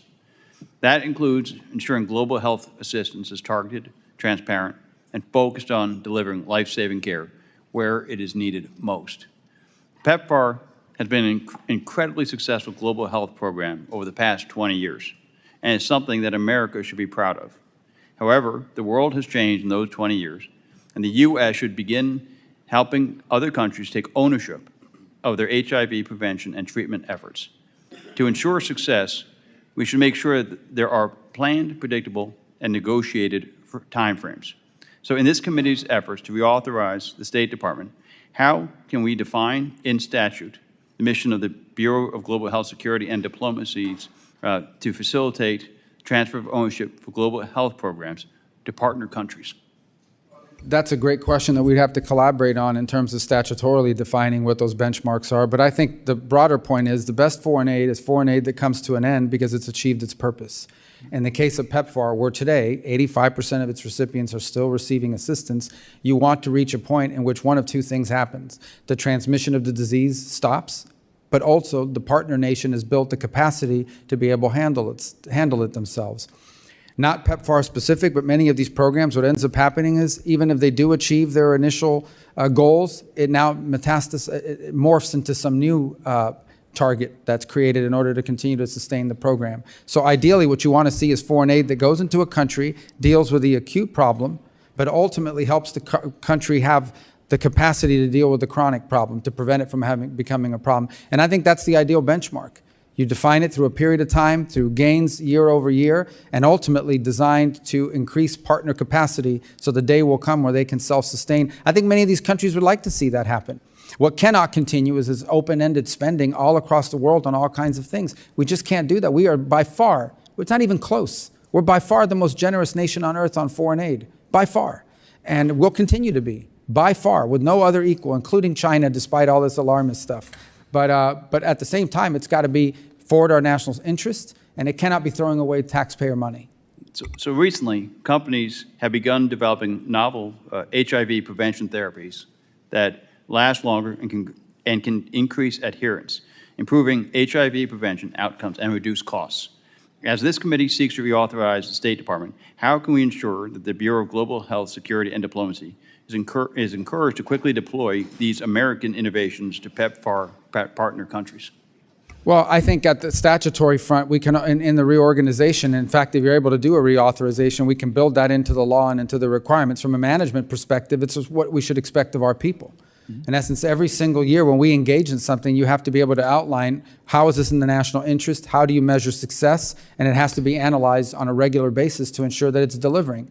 You don't want to be 10 years into a program before you realize you spent all this money on a title that sounds good, but you didn't get the outcome. And now you got to keep funding it, or someone will come up here and create a protest or lead an effort. We have this entire thing called, I call it, the foreign aid industrial complex of NGO on top NGO on top NGO on top of NGO, who have built this massive monster complex of foreign aid. In some cases, one project has like 15 subcontractors underneath it before it finally reaches a local partner. That's outrageous. We cannot allow that to build and continue to build in that way. Okay. And then New Jersey boasts an unrivaled biotech industry that provides many products to the PEPFAR program, including HIV diagnostics. As you integrate PEPFAR's functions into the Bureau of Global Health, Security, and Diplomacy, how are you looking to ensure that diagnostics will continue to be a key component of the PEPFAR program? That's great insight. That's the kind of input we want to see, and that's the kind of input we want to work with you on and members of this committee on. These are the kinds of things that we can build ultimately in an authorization bill, but more importantly in our internal practices, again, to ensure that when we're providing aid, it's the right aid and the kind of aid that helps us meet the benchmarks that we've set. And how does PEPFAR fit into your broader vision of foreign assistance that advances U.S. national security and global health security objectives? It's a program we're proud of. It's one of the first programs we restored after the 90-day pause, even before that. It's one of the first programs that, as I've highlighted here today, 85% of the recipients are on it. But it does need improvement. The program does need improvement. Thank you. Yield back. Representative Alma. Thank you, Mr. Chairman. Secretary Rubio, do you know what this is? I'm sorry, my LASIX is not as good as it used That's all to right. be. I'll explain. This is a ready-to-use therapeutic food, also known as a RUF. It's produced in the United States by Adhesia Nutrition in Rhode Island and Manna Nutrition in Georgia from American-grown farm products. A single box that I have right here of this miracle product can save a child from dying of severe acute malnutrition in only 6 to 10 weeks. Now, since January, you have promised over and over again that foreign aid freezes will not include life-saving assistance. RUF save the lives of children who are starving around the world. Do you agree that this product is life-saving aid? It can be, yes. Well, Secretary Rubio, the World Food Program estimates that 8,000 children die from hunger every day. Until last Friday, over 123,000 RUF boxes were purchased for Sudan, but were sitting in Rhode Island in a warehouse because of State Department delays. So my question for you is, are you doing everything you can to keep starving children from dying? There was no State Department delays to that being deployed. There may have been other delays, but it wasn't State Department. There were State Department delays. And it is clear that you have not done everything you can do to keep these kids from starving, because there are another 185,000 boxes of RUFs that the U.S. government and taxpayers have already paid for sitting in that same warehouse, all because the State Department doesn't have a plan doesn't have his stuff together to get this rolling. So I can think of several countries where this aid is desperately needed, where these boxes of roughs could save hundreds of thousands of children's lives. And these delays have real consequences, not just for starving children, but also jobs at home. I talked to the CEO of Adija, who said they had to lay off 10% of their team due to the lack of payments from the US government and a lack of clarity in March. So Secretary Rubio, will you commit to making decisions needed to move the remaining 185,000 boxes of roughs to countries that need them by the end of this week? Well, I'd be interested to learn what those impediments are. Well, we've been talking about this for a while. I've sent you letters since But there's January. no impediment on our end to distributing that. There are impediments. There I'm are others. speaking Part of directly it, to the Sudan source. is a war zone. Secretary, I'm that's an reclaiming my impediment. time. This exists other as a impediments. problem, and you have not acted. That's false. And maybe it's the case that you have too many jobs, because I know it's the case. It must be a lot to be the National Security Advisor, the National Archivist, or the head of USAID. That's a lot. It I is. understand a lot of footballs. You're a football player. That's a lot of balls to catch. But the issue here is All right, we we can have handle it. children who are dying. So will you commit to continuing to fund the production, transportation, and distribution of these domestically produced life-saving products to save starving children around the world? They're approved now. They are not moving. I just told you about 185,000 boxes in Rhode Island. I And live you there. need to figure out why they're not moving, because it isn't an impediment from us. Sir, you need to figure out. That's actually your job, sir. No, it's no impediment from the State Department. Well, Mr. There may be a Secretary, it logistical seems like you impediment that have will not nothing to make do a with us. commitment. Sir, it seems like you refuse to make a We do commitment. more of that than anybody in the world, and we're going to continue to do it. We're going to continue to do food aid. We're going to do more food aid than any country on the planet times 10. Well, that's a lot of talk, but I believe Those are numbers. Seeing is believing, and But there those are is not to numbers. be seen.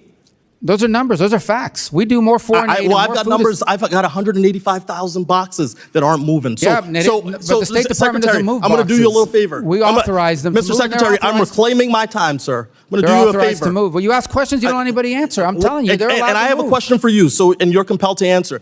Why don't you take 10 seconds now to turn to your staff and say, let's get this fixed? My staff knows that this has been fixed. No, it There's no hasn't been impediment on the fixed. State Department Well, then side. you have not proven that to me. If the people who are affected, both here domestically and around the world, are not receiving this life-saving product. They are receiving it. Look, you staked your career in the Senate on supporting humanitarian aid, but now you won't make a commitment, or you're saying things have been done that I already haven't made been the done. commitment.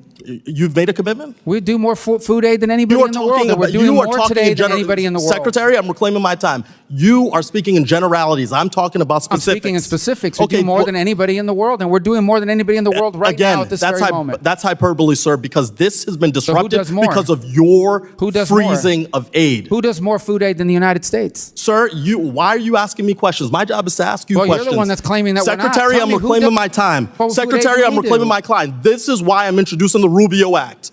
So you focus on the one job that the Senate gave you to serve as our Secretary of State, because you are clearly distracted, okay? After the last few months, I understand why President Trump has such colorful nicknames for you.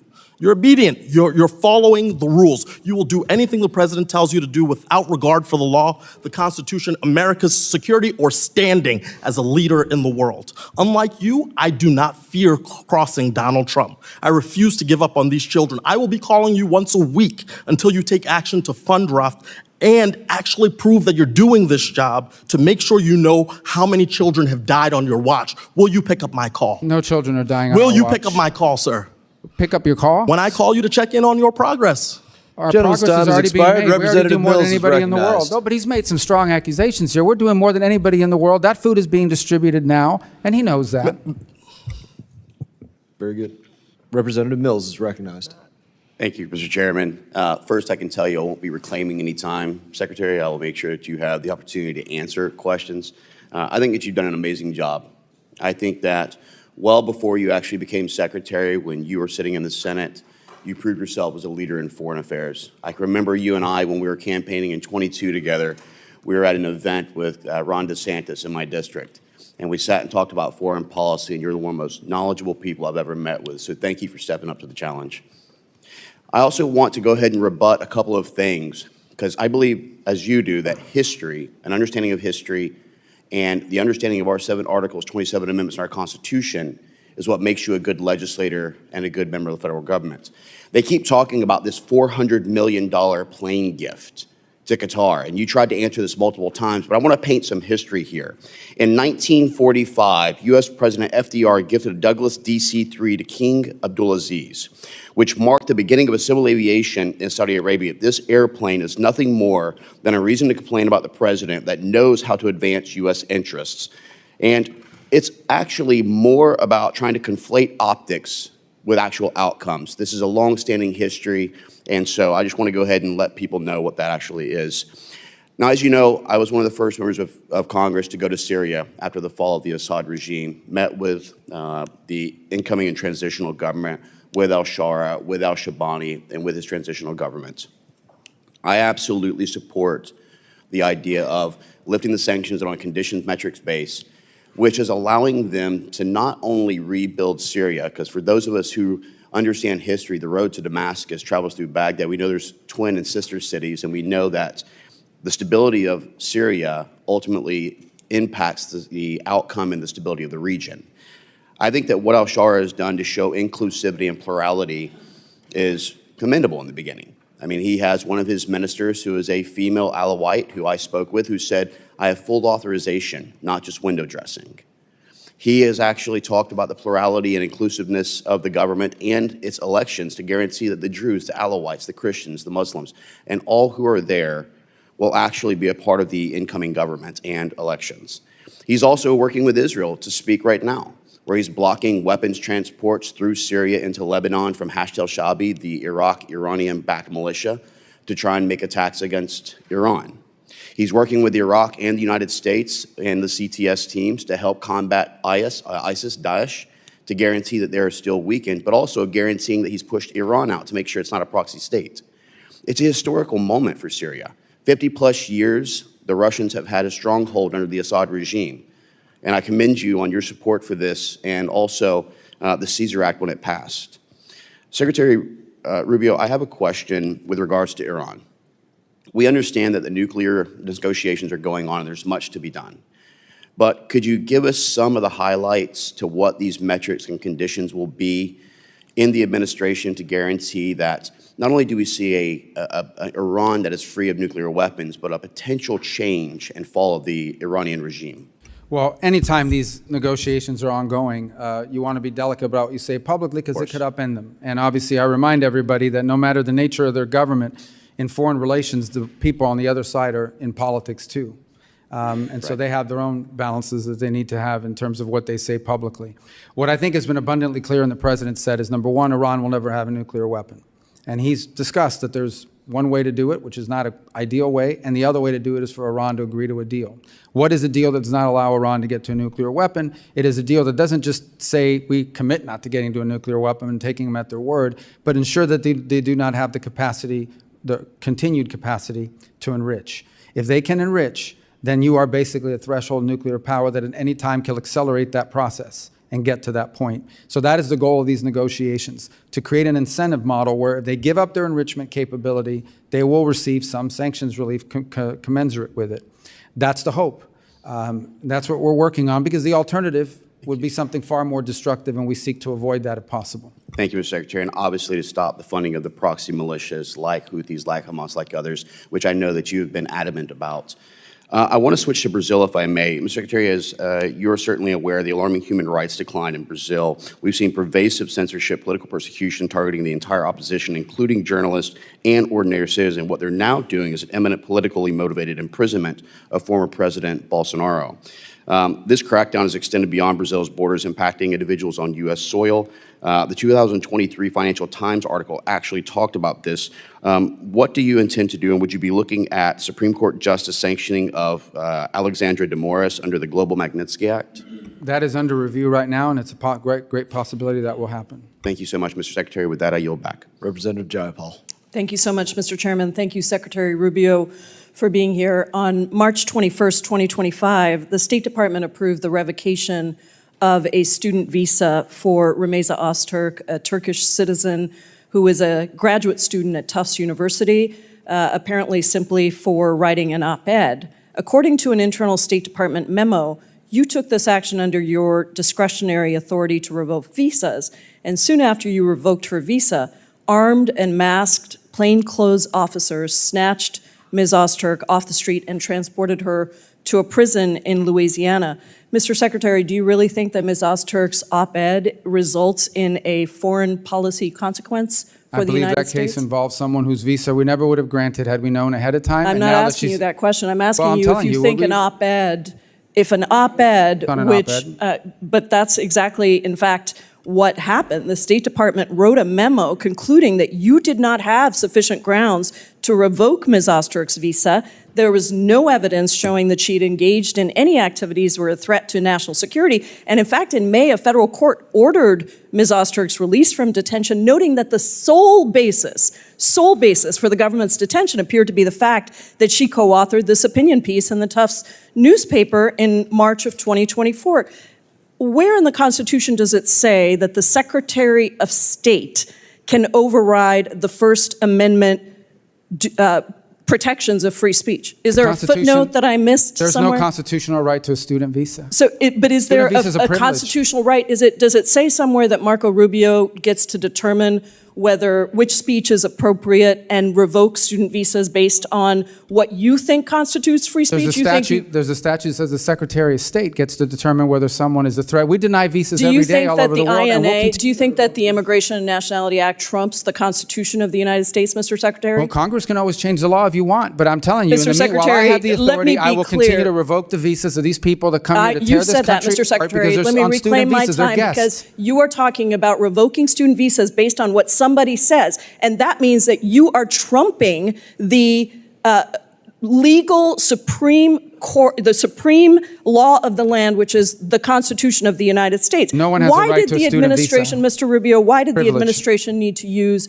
masked, armed, unidentified agents to whisk somebody off the street and deny her counsel for almost 24 hours after her arrest? Well, you'll have to ask the agencies that did that work. I'm not responsible for that. I'm responsible for revoking the visas of these people that come to tear this country Rubio, apart. I'm talking about this particular case where you revoked the student visa of a Turkish citizen who was a graduate student who wrote an op-ed that you didn't like. And suddenly you allowed for masked men to whisk her off the street. And you have multiple jobs, apparently. You're the national security advisor as well. So don't tell me it's not your job who snatches her off the street. We don't do the snatching, but I can tell you we do the visa revocations. Let me ask you about the national security consequences of people, masked men on the streets, snatching people off the streets. If these are legitimate law enforcement agents carrying out proper arrests, why are they hiding their identities? Because then radical crazies will try to hurt them. So you think that U.S. agents who have almost always gone without face coverings, even when they're arresting some of the country's most dangerous criminals, suddenly have so much to fear from a graduate student who wrote an op-ed that they need to be masked? Is that that law accurate? student was a guest in the United States on a student visa. No one's entitled to a student visa. So you revoked her student visa based on an op-ed which trumps the supreme law of the land, which is the Constitution. Someone's coming up here to stir up problems on our campus. We're going to revoke their visa. She didn't do any of that. She wrote an op-ed. Well, she wrote an op-ed, and I'm talking to you about her particular case. Claims and your claims. Those are not the facts. Reclaiming my time, you revoked her student visa because she wrote an op-ed. Would you revoke? We're going to do more. I have another question for you. Would you revoke the visa of someone in the United States who published claims that, quote, Jews are an untrustworthy and dangerous group? Yes or no? We will revoke the visa of anyone who's in this country as a guest who's here to stir up trouble. Are you going to revoke the visa of somebody who made that? I mean, the case. I'll look at it. I'm looking to get crazy people out of our country. It's not just about revoking. You actually, Secretary Rubio, excuse me, reclaiming my time. Can you explain to me why the Trump administration granted refugee status to Charles Kleinhaus, the white Afrikaner who tweeted that exact statement that I just said? There's the case. That's not a visa. You who granted that person to enter the United States. That's a totally different process. That's someone that applied here through a totally different process. Secretary Rubio, visas are a privilege. Secretary Rubio, we deny them all the time, and we'll revoke them. You revoked a visa based on an op-ed, and then you allowed for masked men to snatch somebody off the street. Your time is expired. That's your claim. That's not accurate. Recognize Ranking Member Meeks for a closing statement. I'll be brief because this really is a sad day. But I want to, in my closing, just say thank you to the men and women of USAID who did their jobs, who have been forgotten about by this administration and this Secretary of State. You know, when you think about pathogens without passports that could kill millions, it was USAID teams. They were on the case to figure out how to strengthen lab surveillance and testing. They no longer can do that. When you think about more than a decade of gains by authoritarians and oligarchs, USAID teams were building new tools to help independent media survive and to provide insurance so anti-corruption and NGOs could fight back against specious lawsuits. They've been all wiped out, all of those organizations. When you think about the extreme weather caused by climate change that was wiping out livestock and farmland and driving the mass migration of millions, it was USAID teams were helping scientists and farmers experiment with different varieties of drought-resistant seeds while hustling up private sector partnerships to stay ahead of devastating droughts. This is who USAID was. This was the same organization that Senator Rubio was supporting and talking about when he traveled. And to come here today and to hear his remarks and not even, you know, well, he did say one good thing. He said that he recognized that most of the people in the State Department and most of those foreign service agents were good people. They were great people. They served our country well. They deserved more than they've gotten under this administration and under your leadership as Secretary of State. And I yield back. Thank you, Mr. Secretary, for taking the time with us today. Countless times you were not given the opportunity to respond to things. I'm going to take my time for my closing statement and yield you that time to respond to anything you wish to. No, I appreciate it. Thank you for the chance to interact with all of you. And obviously, I don't agree with some of the assessments, many of the assessments that are made here today, but I'm proud of the work we're doing. We're going to give you and deliver for our country a State Department that can deliver effective foreign policy in a way that's driven from our regional bureaus. I keep going to this because it's really important. That is the treasure of our State Department, is our regional bureaus and our embassies. That's where the action needs to be, and that's where it needs to happen. That's where the best ideas are coming from. The ranking member in his closing remarks said most of the people are good people. They are. They're even some of the people that lost their jobs. We didn't fire them because they were bad people. We fired them because their function was no longer needed. Or if they were removed. I'm proud of the reforms at the State Department. To date, I believe there's been we've had some people leave early, as they always do, and retire, but by and large, we've only had about less than 200 people removed from positions as a RIF because we closed down the Global Engagement Center and one other bureau. But we've undertaken a very meticulous and careful effort to develop a State Department that is going to be able to deliver results for the American people. The bottom line is this: we live in an era in which our foreign policy has to be driven by the national interest. What is good for America? What makes us stronger, more prosperous, or safer? That's it. That's our foreign policy. And everything we do, foreign aid, diplomacy, trade deals, arms sales, all of it has to be driven by that consideration. What the answer to that question is different in different countries and in different parts of the world. They just are. That's the way foreign policy has always been. That's the way it needs to be again if it's going to be successful. And that's what we're committed to delivering. And hopefully being able to work with you. We'll provide you. We've received all the input from various members of this committee on both sides of the aisle.